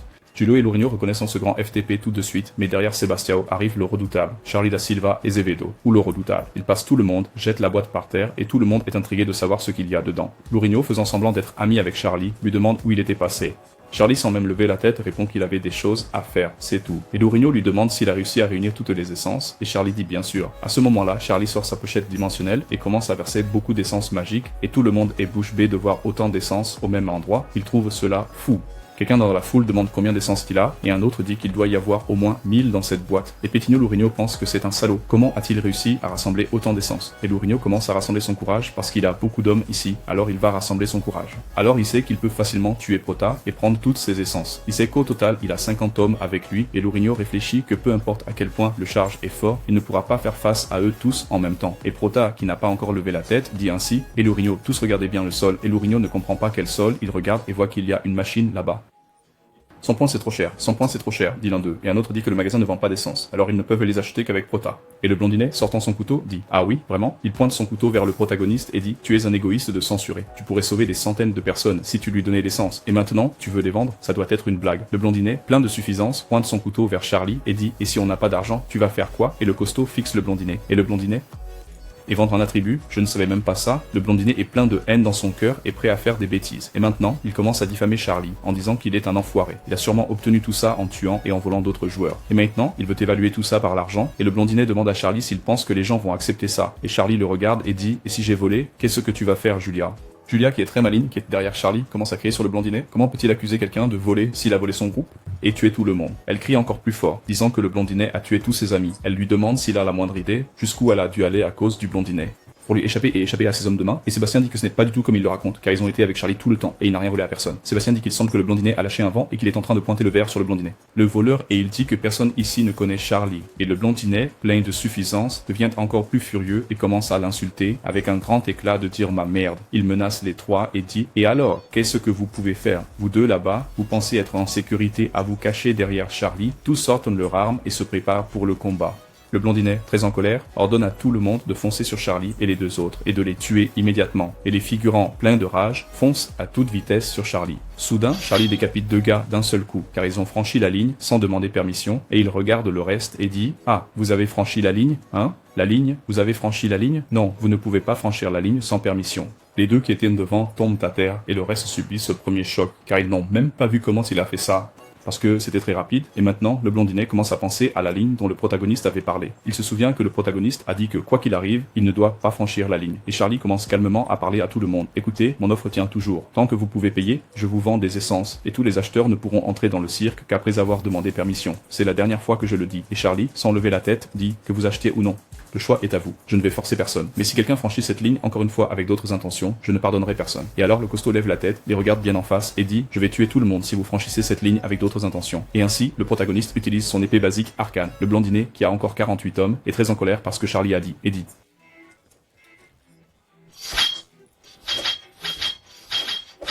Et Lorigno, qui est très lâche, commence à trembler, car ce qu'il voit est impossible. Il n'est pas possible pour une personne d'être aussi forte et de se déplacer aussi rapidement. Et nous voyons que la mèche de Lorigno est toujours au niveau 1, car il est resté tout le temps dans la zone sûre, sans chasser aucune créature. Il commence à réfléchir, réalisant qu'il a oublié dans quel monde il se trouve. C'est le monde des plus forts, et Prota est certainement plus fort que lui. Alors, avec tout le courage qu'il a, il se prépare à fuir, car il sait qu'il n'a pas encore franchi la ligne. Il se dit que Charlie est un homme honorable, et Charlie dit que seules les personnes qui ont franchi la ligne mourront. Donc il va réussir, il va survivre et être sauvé. Il va faire demi-tour, il ne va pas franchir la ligne. Et Charlie parle. Lorigno, espèce de censuré. Tu pensais que tu serais sauvé? Si tu restes là sans bouger, si tu franchis cette ligne avec une autre invention, avec l'intention de me tuer, bien sûr que je viendrai après toi. Et Charlie, avec un beau sourire sur le visage, dit « J'ai mémorisé le visage de vous tous, 48, y compris toi, Lorigno. Je vais tous vous tuer. » Et Lorigno se fiche de peur, car si Charlie a mémorisé leur visage, cela signifie que quelque chose va se passer. Il n'a même pas fini de parler, et la tramontina avec le miel lâche. Lorigno, censuré, décapité avec succès. Et ainsi, tous ceux qui ont traversé le cirque, et tous ceux qui ne l'ont pas traversé mais faisaient partie du gang de Lorigno, ont été massacrés. Voilà un bain de sang, le sol couvert de corps. Et Prota, au milieu de tout ce sang, se dirige vers sa boîte d'essence. Et il continue à dire « Quel bazar, hein? Gens pénibles, laissez-moi changer d'endroit. » Il prend sa boîte et marche tranquillement au milieu de la foule. Tout le monde a peur et s'écarte de lui. D'autres groupes qui étaient seulement venus, mais qui sont aussi tous des censurés. Et ça c'était ça, n'a même pas le courage de faire quoi que ce soit. Il reste là, sous le choc, effrayé, car une seule personne a réussi à massacrer 51 personnes, sans être touché et sans difficulté. L'ami du chauve reconnaît la force écrasante d'un seul individu capable de vaincre tout un groupe, et il serre son poing, pensant qu'il s'était adapté à ce monde, mais il s'était clairement trompé. Prota, le brave, était le seul à s'être vraiment adapté, et il desserre son poing et se rend, car il sait qu'il ne peut pas se battre contre Prota. Il dit « Oh, je veux acheter de l'essence. Puis-je m'approcher ?» Et tous ceux de son groupe voient que leur chef ne veut pas se battre contre ce monstre, car la défaite est certaine. Et le chauve demande ce qu'il va faire, puisqu'il n'a pas de points pour acheter de l'essence. L'ami du chauve dit qu'il avait demandé auparavant au serviteur, et le serviteur a dit qu'il achèterait cette arme pour 500 points. Et le chauve dit « Mais même ainsi, on peut essayer quelque chose. » Et l'ami du chauve répond « Son vol, toute l'essence qu'il a en main, il l'a obtenue. Tu penses qu'on a une chance contre lui? Imagine juste, il a 1000 essences. Pour obtenir tout ça, il a au moins dû tuer un de ses amis. Les 12 000 monstres, et le chauve dit « Comment tu sais ça ?» Et l'ami du chauve lui dit que sûrement, pour devenir aussi fort, il a massacré des milliers de monstres. Et en plus, regarde derrière, les corps sont tous là, pleins d'essence, et il n'en a pris aucune, donc il n'a rien volé à personne. C'est donc ainsi qu'il a prouvé que toutes les essences qu'il a obtenues, il ne les a pas volées. Il les a volées et en a profité, et en plus, il avait établi que c'est un commerce équitable. Et Charlie, regardant en arrière, permet à l'ami du chauve de s'approcher, et il dit « Là, donne 5 essences, prends 500 points, ici, combien en veux-tu? J'en veux 7, je ne veux pas 5 maintenant que je m'en souviens. » Je prends 7. L'ami du chauve reconnaît que les lois et règles de ce monde sont faites par des gens forts comme Charlie. Et ainsi, Prota a obtenu 700 points supplémentaires. Et tous, voyant que Prota a vendu les essences sans rien faire, ont eu le courage d'acheter des essences avec lui aussi. L'ami du chauve, après avoir acheté les essences, se dirige vers le portail et y disparaît. Et ensuite, plusieurs personnes viennent en courant vers Prota. Certains veulent en acheter 10, d'autres en veulent 7, tous veulent acheter des essences. Le secouriste de l'accueil, de l'administrateur, commence à voler tout le monde. Parce qu'il achète tout à prix cassé. Il se régale, achète un article pour 300, un autre pour 200. Et le type se plaint, dit que c'est pas juste, comment il peut acheter cette arme pour 200 quand elle valait 1000 points. Et le petit clown dit que si, c'est juste parce que cette arme est abîmée et ceux qui ont plus rien à vendre, ils vendent des attributs. Et ce clown, un vrai escroc, mériterait d'être éliminé, il achète chaque point d'attribut et s'en va. Et donc, Prota commence à accumuler des points, plein de points, et il regarde le clown tromper tout le monde. Et il voit que tous ces accords qu'il passe sont horribles parce que tout le monde se fait avoir. Certains ont vendu beaucoup d'attributs, et Prota pense que ce serait mieux pour ces personnes de mourir ici, car ces attributs seraient détruits. Il n'a pas l'intention de se faire des compagnons. Et Sébastien dit à Charlie qu'il peut les utiliser comme pions, comme il l'avait fait avant, et il en est déjà content. Charlie soupire profondément et commence à penser à ce qu'il va lui dire. Il rit et dit, malheureusement c'est ça, vous voulez venir, ça ne va pas être possible, mais j'ai un conseil pour vous, n'attendez rien de personne, sinon vous ne durerez pas longtemps. De plus, il n'y a pas de chemin à suivre. Et Sébastien dit, quoi, tu n'avances pas? Et en leur montrant tout de suite, ils sont choqués. Il dit, non, ce n'est pas possible, arrête ça ici. Regardez, il ne me reste aucune essence, je ne peux pas traverser. Salut à vous. Bon, on s'arrête ici, ceux qui ont aimé, demandez simplement la partie 3 et je l'amènerai. J'ai oublié de demander. Et pourquoi? S'il vous plaît, laissez un like, partagez et donnez votre avis dans les commentaires parce que Et voilà, vous avez demandé la partie 2, nous revenons pour la partie 2. Charlie, jetant son sac au sol, commence à se préparer pour ce qui va arriver ensuite. Sébastien reste paralysé et incrédule, n'en croyant pas ses yeux à cause de ce que Charlie a fait. Il pense que Charlie est un idiot. Et maintenant, comment va-t-il faire pour le prochain tutoriel? Sébastien dit qu'il aurait dû garder au moins 50 pour lui. Et Charlie répond, eh bien, moi je n'y vais pas, d'accord? Vous pouvez continuer sans moi. Et Julia est encore plus traumatisée, avec un R absent.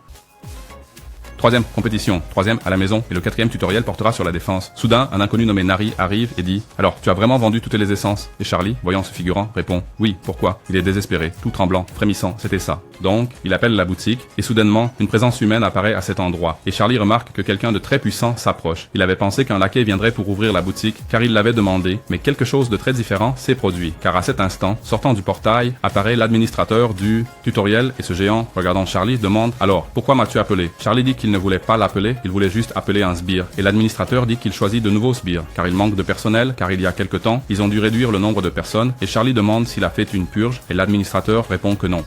Et l'administrateur dit qu'il ne voulait pas l'avoir appelé, alors pourquoi tu m'as appelé? L'administrateur dit, seulement, ce n'est pas juste un magasin. Il dit à Charlie que le proto ne comprend pas ce qui se passe, hein. Charlie, dans ses pensées, sait qu'il est une cible administrative spéciale. Et il sait que si l'administrateur n'arrive pas à comprendre quelque chose, il a tendance à le mettre de côté. Mais il semble que ce ne soit pas le cas maintenant. Alors, il se passe quelque chose. L'administrateur, qui semble toujours se plaindre, dit à Charlie qu'il veut faire exploser le tutoriel avec plus de 160 000 points et que son niveau est également assez élevé. Cependant, le pouvoir que détient Charlie est amplement suffisant pour rester au sommet de l'écosystème du tutoriel tout seul. Et Charlie dit, c'est ça. C'était ça que je veux, être au sommet. Charlie informe l'administrateur qu'il suit ce chemin pour devenir le plus fort afin qu'il n'y ait aucun problème pour lui. Et c'est ce chemin, le chemin du plus fort, qu'il compte suivre. Et ainsi, il dit encore une fois à l'administrateur, je veux utiliser la boutique. Et l'administrateur est très content. Et le chariot dit, tu es vraiment audacieux, hein Charlie. Le Grana dit qu'il n'est administrateur que depuis longtemps. Mais c'est la première fois qu'il rencontre quelqu'un comme Charlie. Comme il a vu qu'il ne pouvait pas changer les pensées de Charlie, il lève la main et ouvre la boutique. Et à l'intérieur de la boutique, il n'y a que des vieilleries devant. Et il demande à Charlie ce dont il a besoin. Et Charlie sélectionne l'inventaire personnel et dit, d'abord commençons par ça. Il dépense 10 000 points pour acheter l'inventaire personnel et ainsi, il acquiert l'inventaire personnel de niveau moyen. Et dans le système, il informe le mot-clé pour ouvrir l'inventaire. C'est juste des inventaires. Et ensuite, Charlie achète une épée magique, une épée en acier air, car cette épée a une terrible aura glacée et elle doit être vraiment bonne, hein. 50 000 points en tout. Et après cet achat, Charlie teste son épée et l'inventaire en disant ouvre l'inventaire et l'épée sort automatiquement de son inventaire et voilà. Et après cela, il achète le studio d'animation magique, ce qui lui coûte encore 20 000 points et au revoir.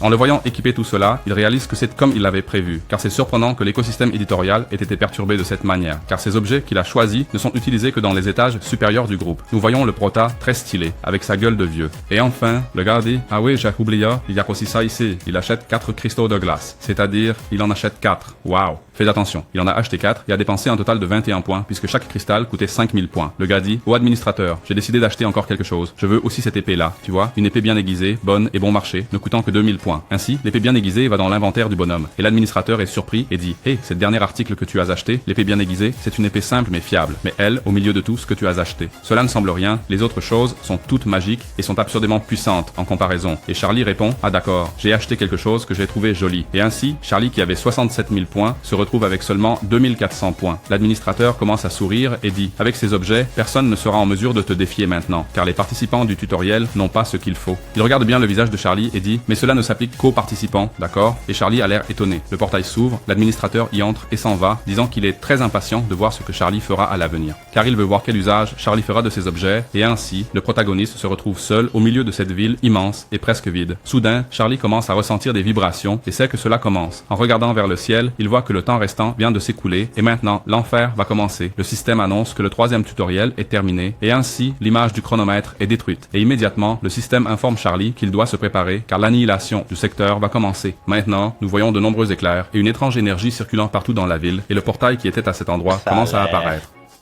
C'est chaud! C'est chaud!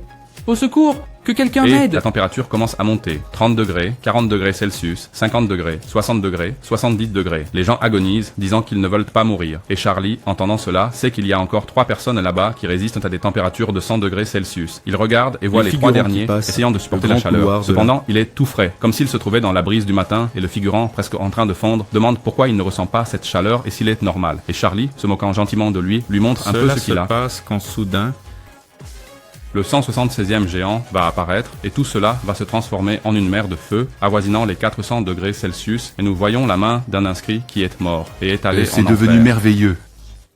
Oui, il y a un démon de classe inférieure appelé Soruta et il commence à sourire et le système nous informe que le démon de classe inférieure a souri. Soruta est apparu à cet endroit et Charlie, bien petit en bas, crie encore plus fort. Alors, on se rencontre enfin de nouveau et il regarde Soruta et commence à sourire car il veut sa vengeance. Charlie, en regardant ce démon, se dit qu'il était aussi grand qu'une montagne pendant le Ragnarok. Mais ici dans le tutoriel, il a la taille d'une maison et Charlie se dit que c'est ça qu'on appelle équilibre. Et le démon sort du milieu de ses flammes et on s'aperçoit que son corps est entièrement entouré de flammes et le démon parle. Le monde disparaît en s'accrochant à la Et ainsi, Soruta, le 170e être sourd, se prépare à affronter le protagoniste et Soruta dit au protagoniste que le monde, voué à brûler et disparaître, n'aurait jamais dû naître pour commencer et Charlie ne le laisse même pas finir et dit « Oh Soruta, est-ce que tu me donnes une pause? Pourquoi as-tu traité mon oncle comme ça? Tu n'es que le fils numéro 176, arrête ce drame. Commençons le combat tout de suite et c'est seulement maintenant que le démon prête attention à Charlie et remarque qu'il a les yeux de ce garde-là et Tu es dit intéressant. Tu as les mêmes yeux. Ah, Je me on demande passe s'il ça, réussira bien. à sortir de cet endroit. Après vivant. cela, le démon utilise une magie sur la terre et fait surgir un énorme pilier avec un trône dessus, puis il s'assoit sur ce trône. Pendant ce temps, ses sbires squelettes avancent vers le protagoniste et il les observe depuis les hauteurs. Charlie n'hésite pas une seconde, il fonce vers le premier frère désigné et se prépare à l'attaquer. Alors que Charlie avance vers le squelette lui demande s'il connaît son cousin. Charlie est tellement rapide que le squelette n'a même pas le temps de réagir.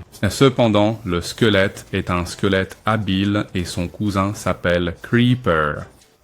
Et cette montagne n'est pas une montagne ordinaire, n'est-ce pas? Tu as remarqué ça juste Et pour nous la voyons fronter que ce manteau est vraiment puissant, car maintenant il vient de gagner une résistance supplémentaire contre le feu. Charlie regarde en haut et dit « C'est évident, non? C'est un article acheté en magasin, donc quand on a de l'argent et des articles très puissants à vendre, bien sûr que je vais tout acheter. Et autre chose, je n'ai pas préparé tout ça juste pour t'affronter. » Et Charlie, voyant le démon assis sur son trône au loin, lui crie « J'ai préparé tout ça pour te vaincre. Tu vas mourir. » Et Suruta commence à Te sourire voilà et dit vaincu par de nouveaux influenceurs si arrogants. Tu pourras dire que tu as été le premier à m'atteindre, car aucun humain n'a vu mon Et visage. Charles en a assez de tout ce blabla et dit au démon de sortir son derrière de cette chaise et de venir l'affronter. Et le démon D'abord, dit... il faut avoir un Charles est escabeau. encore plus énervé car le démon a refusé de se battre avec lui. Alors, il active les yeux de Hark et saute au milieu de toutes les chaises pour les affronter toutes en même temps. Et Charles, à très grande vitesse, commence à trancher. Évidemment qu'il le fait.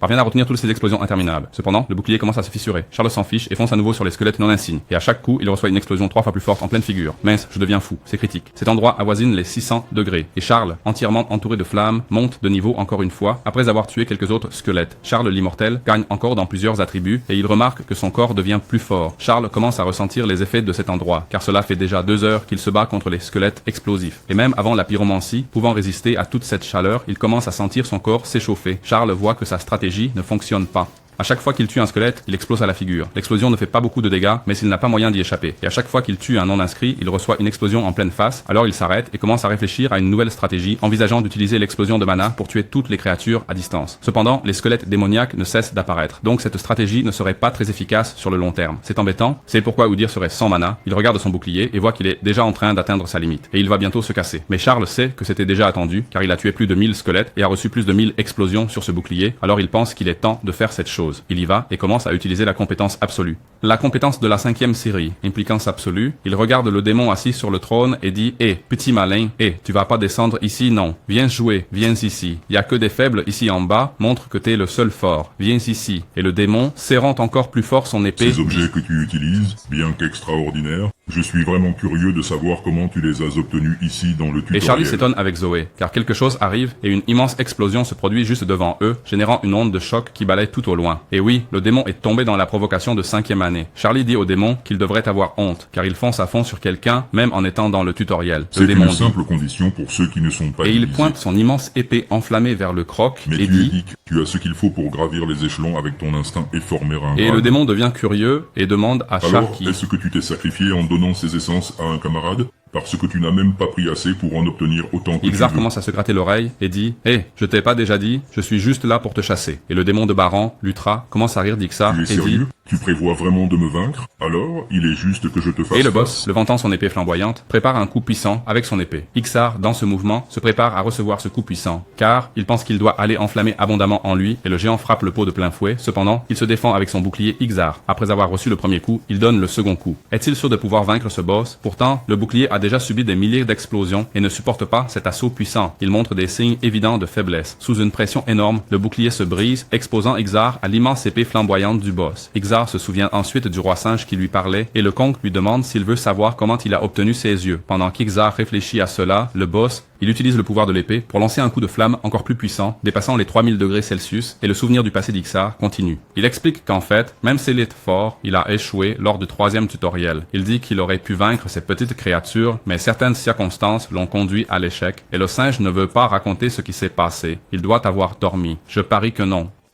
C'est ma meilleure compétence. Pendant ce temps, dans le présent, le démon géant est très intrigué et il se demande pourquoi Charlie n'a pas esquivé, car il semblait qu'il s'était laissé toucher exprès. Il réfléchit à tout ça, mais soudain, il commence à regarder ce tas de débris et les débris commencent à bouger et une chaleur intense commence à s'en dégager. Il pensait avoir tué le protagoniste, mais le protagoniste sort de ces débris et se remet debout devant Surutra. Le protagoniste, apparemment un peu brûlé, commence à dégager une aura de chaleur par la bouche et dit à Surutra qu'il pensait qu'il allait mourir à cause de toute cette chaleur étouffante. Charlie est très surpris, car ce salaud compétitif de Hugo, Kong s'est battu avec lui des centaines de fois, et au milieu de ces innombrables combats, il n'a réussi à le vaincre que quelques fois, et Charlie pense qu'il y a eu de nombreuses raisons qui ont rendu Hugo Kong si fort. Et l'un d'eux est le Wijin, le bâton céleste qu'il porte, car il est capable de s'étendre à l'infini également. Et le protagoniste se souvient que le Hugo Kong a le Nimbus aérien. Ce Nimbus est le premier nuage à tourner. Il est capable de lancer des éclairs et de couvrir une petite distance, à une vitesse incroyable, et Charles continue de se souvenir et de nous expliquer que l'un des points forts de Hugo Kong est son pouce-plan infini qu'il a obtenu en mangeant toutes les poires de l'immortalité dans le jardin des poires célestes. Ces poires sont un trésor du royaume céleste et elles ont doté Hugo Kong d'un pouce-plan infini. Pourtant, la raison principale pour laquelle il était si difficile d'affronter Hugo Kong est que le protagoniste commence à faire briller ses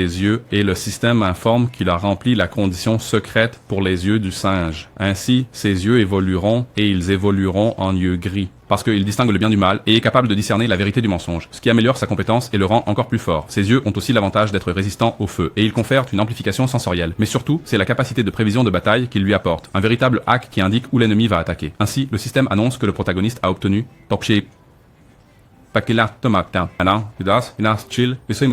sur les yeux gris, déjà soulagé car il a réussi à survivre, même dans cet habit. Il a ressenti tellement de chaleur que c'était comme s'il était brûlé vif, et il se demande comment il a pu survivre. A parlé avec lui parce que Kong avait résisté à tout cela sans aucun équipement et a dit que le corps d'un chien défie certainement la logique, et Suruta, en regardant les visages, se rend compte que c'est quelque chose de sérieux. Et C'est bizarre, qu'est-ce qui est arrivé au ciel Charlène bizarre? répond en ouvrant l'inventaire et commence à prendre le cristal de glace et l'épée d'acier de l'air. Et il pense qu'il n'aurait jamais imaginé de voir un jour respecter cet idiot de singe, car résister à la chaleur de ce démon sans équipement, c'est quelqu'un qui mérite le respect. Charlène remercie le démon Suruta pour ce regard, et maintenant, en prenant position de combat après le protagoniste, il dit à Suruta que tous leurs préparatifs sont prêts. Alors, il est temps de chasser. Le démon commence à se moquer de lui C'est en disant... ridicule. Que penses-tu que je peux faire avec ce petit corps, dans l'état si déplorable dans lequel Et Charlène tu es? dit que cet état n'est rien et consomme 2 cristaux de glace d'un coup, et ainsi la température du corps du démon diminue. Et lui-même commence à diminuer de manière significative, et Suruta reste bouche bée en voyant que celui qui brûlait complètement peut maintenant neutraliser le statut de brûlé brûlure qui le touchait, et ainsi le Prota obtient un nouveau pouvoir, car l'attribut glace a été ajouté à son pouvoir arcanique. Le Prota, qui jusqu'à présent était immobile en recevant le coup du géant, remarque que la chaleur que la glace provoque, Plasan l'enveloppait a disparu rapidement après avoir consommé les cristaux de glace, et Charmy, les pieds fermement ancrés au sol, se prépare à attaquer, car en réalité son corps est en train de geler, et il ne peut pas rester là sans bouger. Il fonce vers ce boss, entouré de flammes, alors que le géant commence à brandir son épée dans sa direction. Il pense sûrement que Sorutra le comprend très bien, car l'eau qui recouvre tout le corps de Charmy est une défense absolue contre le feu qu'il provoque.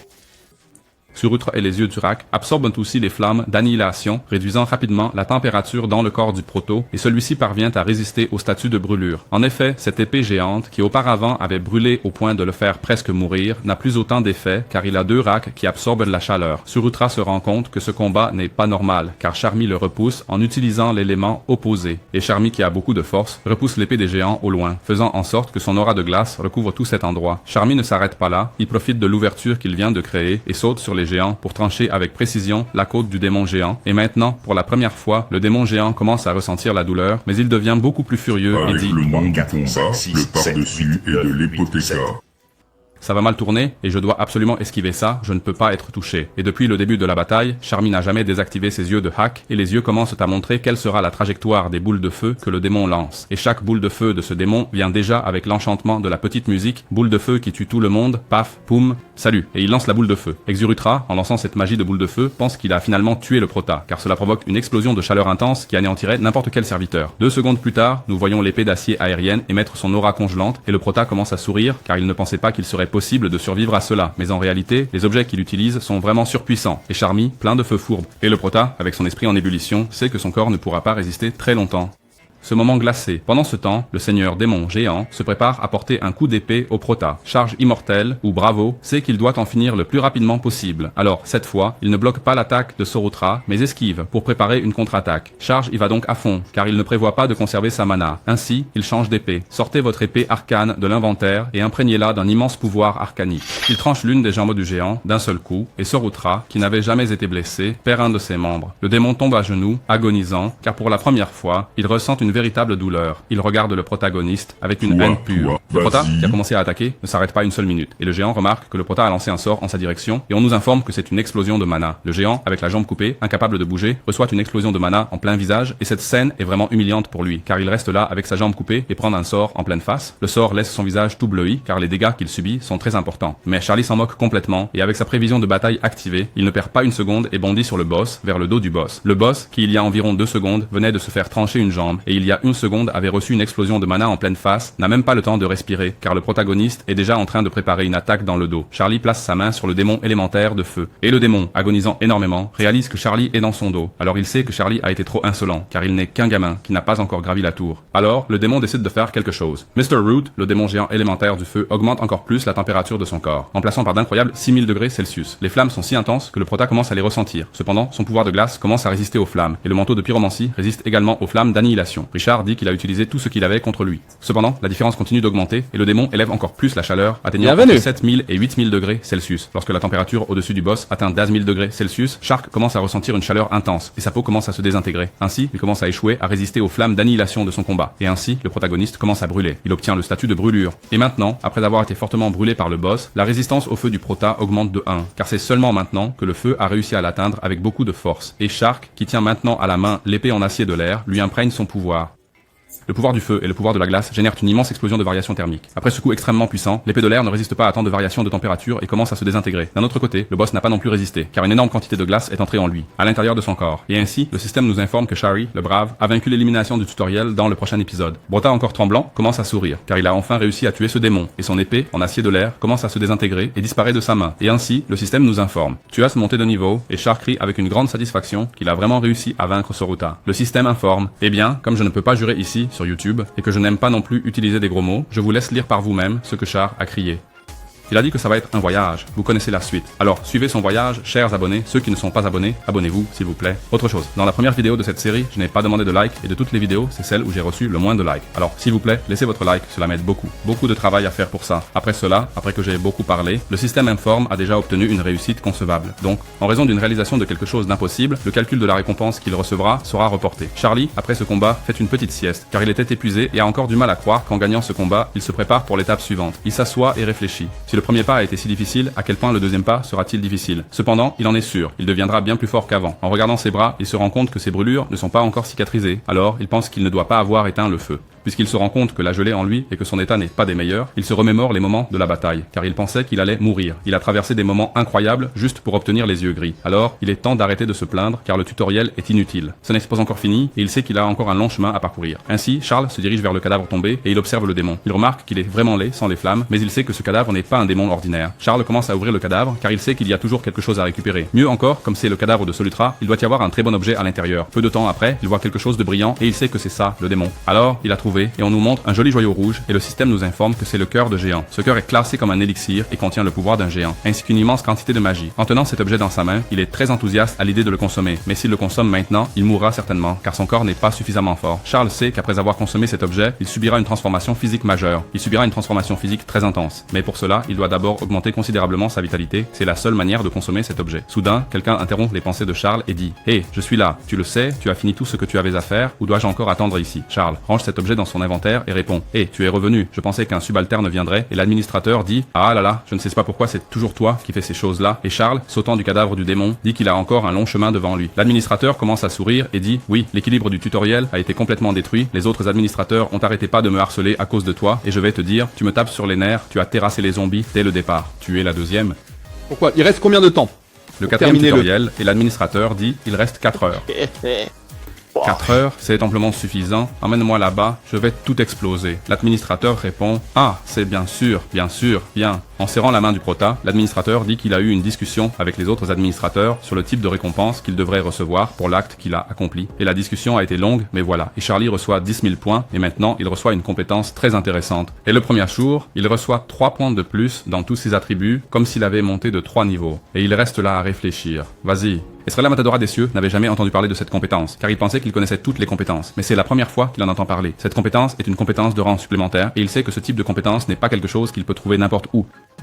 L'administrateur, en regardant le prota, lui demande s'il désire autre chose, puisqu'il a déjà reçu sa récompense, et le prota demande une pilule médicinale écarlate inférieure. Et l'administrateur, très agacé, répond « Je suppose que c'est de la monnaie de poche pour toi. » Et ainsi, le prota reçoit une pilule qui peut le guérir complètement. Le prota pense au niveau 30, et il croit qu'il est au niveau 30, cependant, il sait que le 5e tutoriel est une course contre la montre. Alors, il sait qu'il n'aura presque aucun repos, mais il se souvient de ses amis, des promesses qu'il a faites, et que toute l'humanité dépend de lui. Il ouvre déjà les yeux, et réalise que le monde autour de lui est en train de se déformer. Alors il sait déjà quoi faire. L'histoire a commencé, tout va disparaître, et ainsi, l'énergie qui émane de cet endroit commence à aspirer le protagoniste pour le téléporter, et le pouvoir qui maintenait tout cet endroit est retiré, et Charlie est téléporté de là. Le temps passe, et le tutoriel final, le 5e tutoriel, commence. Charlie arrive enfin à cet endroit, le dernier tutoriel, et on voit qu'il n'est pas si épuisé que ça, car la pilule a fait effet, et il a été totalement rétabli. Tous les autres joueurs sont déjà à cet endroit, et Charlie arrive avec prestance. Avec son manteau de pyromancie, une personne aléatoire commence à sentir l'odeur de l'océan, et demande à un autre s'il sait où il se trouve. Le 5e tutoriel a réuni des gens de plusieurs mondes, et ils sont tous rassemblés pour ce 5e tutoriel. Ainsi, la tour lance le tutoriel final, et il a un nom. Le tutoriel final s'appelle le Monde Uni, et son nom est Monde Uni. Beaucoup se demandent si c'est vraiment la fin du tutoriel, et le type intelligent répond bien sûr que non, c'est juste un tutoriel, ce qui est vraiment important, c'est ce qui vient après. Et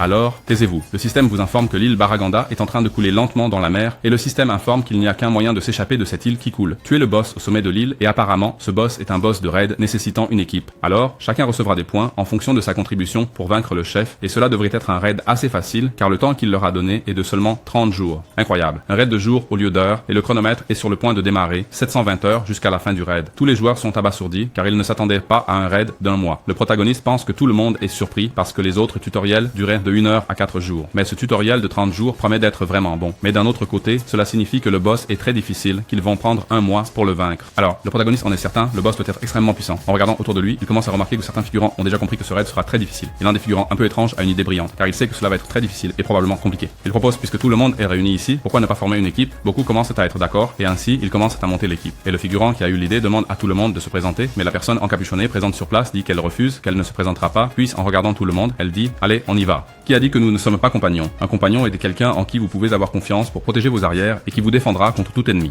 Alors, je vais vous connaître par moi-même, pas besoin de se présenter, et l'encapuchonné dit « Hey, je peux voir que certains d'entre vous ne sont pas dignes et beaucoup sont stupéfaits. » Et le protagoniste, en entendant ça, sait déjà de qui il parle, et il se dit que ce type est aussi là. Le figurant ne veut rien savoir de plus. N'aimant pas l'arrogance de l'encapuchonné, il se précipite vers lui. L'encapuchonné, avec des yeux dorés et des cheveux dorés, commence à émettre des étincelles électriques sur tout son corps. La première chose qu'il fait, c'est délivrer une attaque de zone, touchant et neutralisant tous ceux autour de lui. Les personnes qui s'étaient d'avancer pour l'attaquer sont projetés très loin par la puissance de la foudre et tombent déjà inconscientes car le coup a été porté. Et l'homme encapuchonné, en jurant, retire sa capuche et dit qu'ils sont moyens, verts et insolents. Et on nous présente qui est ce personnage. Il est arrogant, qui se proclame lui-même héritier de l'œil et est un descendant de Zeus. Les personnes qui n'ont pas été affectées le traitent de fou et d'autres se demandent si ce qu'il a utilisé est quelque chose. Le protagoniste réfléchit que cette personne est très puissante dans le 5e tutoriel, ce qui doit être la raison pour laquelle elle attire l'attention de la tour. Et il est déjà certain que c'est le pouvoir d'un pur sang. Il nous est informé que ceux qui sont appelés pur sang sont les plus puissants. Ceux qui naissent et grandissent dans la tour, puis décident de l'escalader, ces personnes expérimentent les mystères de la tour depuis leur naissance. Alors elles sont à un niveau bien supérieur aux autres participants. Charles s'en conclut que ce jeu n'est pas juste, car les pur sang ont plus de pouvoir et plus d'avantages. Et Charles se souvient du passé et de ce guerrier. Argan a été celui qui a le plus contribué au 5e tutoriel, et Charles, ayant d'autres objectifs, ne souhaite pas s'impliquer avec Argan, car il déteste les gens bruyants. Cependant, quelqu'un remarque que le prota est là derrière, sans rien faire, et dit « Hey, toi là !» Argan s'approche de Charles et dit « Qui es-tu » Et Charles, qui est le prota courageux, a répondu « Moi, j'étais déjà ».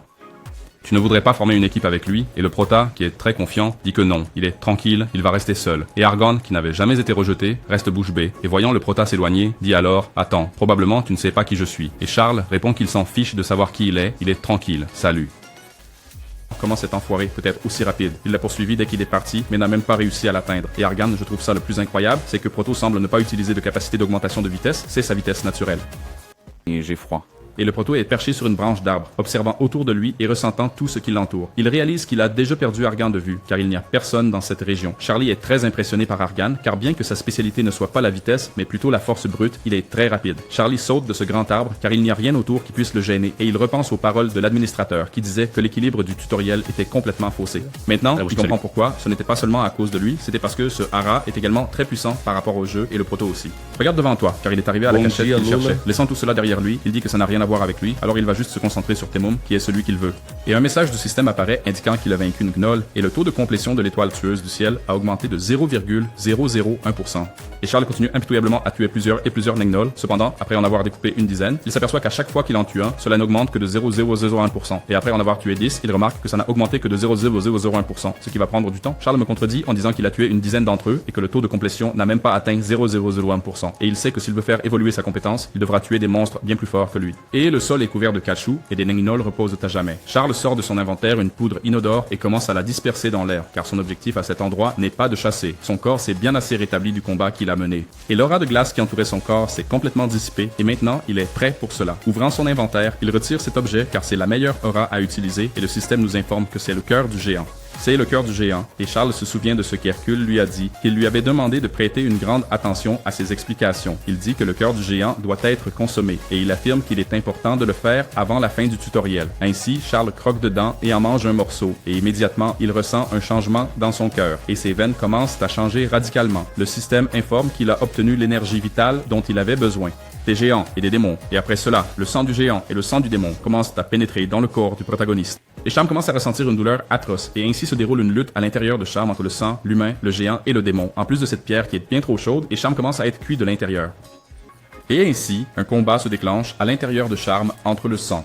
Et il commence à se souvenir d'Hercule. Hercule explique que le sang du géant n'est pas quelque chose qu'une personne consommerait ou avec lequel elle se couvrirait normalement. Si quelqu'un mange cette pierre pendant le tutoriel, c'est comme commettre un suicide, et c'est ce que Charlie a fait. Il se rappelle qu'Hercule lui a dit « Peu importe ce qui arrive, tu dois obtenir les yeux gris. Sans eux, tu ne pourras pas résister au cœur des géants. » Et Héraclès lui dit « Si tu n'obtiens pas les yeux gris, tu peux abandonner le cœur. » Charlie sait qu'il n'aura qu'une chance. Alors, il va saisir cette opportunité, parce qu'il a déjà réussi à obtenir les yeux gris. Maintenant, il lui reste à absorber tout le cœur du géant. Et ainsi commence un autre acte. Alors que Charlie souffre d'une douleur atroce, il commence à gagner en force et en vitalité. Il se demande combien de temps s'est déjà écoulé, parce qu'il a l'impression de souffrir là depuis une éternité. Plus tard, la quantité de points qu'il gagne commence à diminuer, et Charlie attend quelque chose, parce qu'il a dit que bientôt, ce qu'il attend devrait apparaître. Et le système nous informe que les yeux gris et les flammes du géant s'affrontent, et Charlie est capable de contrôler les flammes des géants grâce aux yeux gris. Le système nous informe qu'après avoir rempli les conditions de la pièce secrète, Charlie a obtenu une autre compétence, le feu colossal. Et lui, même en ressentant beaucoup de douleur, reste hésitant et pensif, car ce n'était pas ce qu'il attendait. Il grince des dents tant la douleur est intense.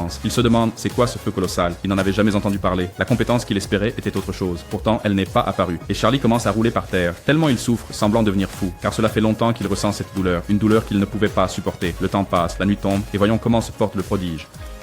Il sait bien qu'il ne pourra pas y arriver facilement, alors il décide de continuer à résister. Il serre le poing et se demande s'il devrait être satisfait de cela, car il a déjà beaucoup gagné à cet endroit. Presque à bout de force et au seuil de la mort, Charlie commence à perdre connaissance quand soudain un message du système apparaît, disant qu'il a rempli les conditions pour la pièce secrète. Charlie, presque en train de s'évanouir, espère avec impatience que ce soit cette compétence. Le système informe qu'il l'a obtenue, et en fait, il ne l'a pas obtenue. Qu'il a réussi à absorber l'énergie vitale des géants et des démons. Et ainsi, il a réussi à absorber avec succès et parfaitement le cœur des géants dans le cadre du tutoriel. Moi-même, presque sans force, je dis que j'ai réussi. Et là, tu sais déjà, la vue commence à s'obscurcir. Tout devient flou. En disant qu'il a réussi à acquérir la gigantification, c'est bien flou, car Charles est presque évanoui. Ainsi, il parvient à obtenir la compétence qu'il désirait, la gigantification. Et ainsi, le temps passe. Environ 12 heures plus tard, Charles se réveille, car en raison de nombreuses douleurs, il est resté inconscient tout ce temps. Et pour construire la pierre, il a fini par s'évanouir 2 fois. Mais Charles est comme moi. Il sait qu'il doit prendre un répit, alors il se concentre. Charles se lève et se prépare à battre un record de complétion du tutoriel. Il se souvient que celui qui a établi le record du 5e tutoriel était Jim et nous pouvons voir son image. Et Charles ne veut pas qu'on le dépasse. Il commence sa participation, mais d'abord, il vérifie le classement et Argan est en première place, Joyce a terminé et Jim aussi. Après cela, vous observez qu'Elador et Paladin sont en 5e et 3e place. Et bien sûr que je vais changer le nom de cette belle elfe, hein? Je ne vais pas l'appeler Elador, non. Elador sonne comme un nom masculin. Elle va s'appeler Eladora ou Dora. J'aime l'appeler Chifrudo, Oreludo, Palantite, c'est bien pour lui. Mais cette belle femme, non, elle s'appellera Eladora. Et on nous informe que ces 2 elfes noirs sont des classés du monde. Et du monde d'où ils viennent, la magie et l'escrime sont hautement développés. Et Charles dit quelque chose que je ne savais pas, car ces 2-là ont participé à plus d'un tutoriel dans des mondes différents. Maintenant, en 2e place, c'est Joyce, la fille de pure souche, dont je n'avais jamais entendu parler auparavant, puis j'ai entendu parler d'elle. Regarde la 4e place, Lee Seung-jun. Il n'a jamais entendu parler de ce type, mais d'après son nom, on dirait qu'il vient du même monde. Ça ressemble à un nom coréen. Et Charles observe que ces hommes qu'il ne connaît pas sont là-haut au sommet. Il est probable qu'ils soient des personnes qui sont mortes et n'ont pas réussi à entrer dans la tour, et Charles veut arrêter de réfléchir, y compris la tête d'action. C'est tout. Un câlin. Salut. Des tutoriels. Il se dit déjà que cette compétence peut être utile, mais ce dont il a vraiment besoin, c'est d'une compétence d'attaque de zone. Et maintenant, ça y est, la bête est lâchée, il regarde autour et se prépare à commencer à farmer. Alors, allons-y. Ezo qui parle.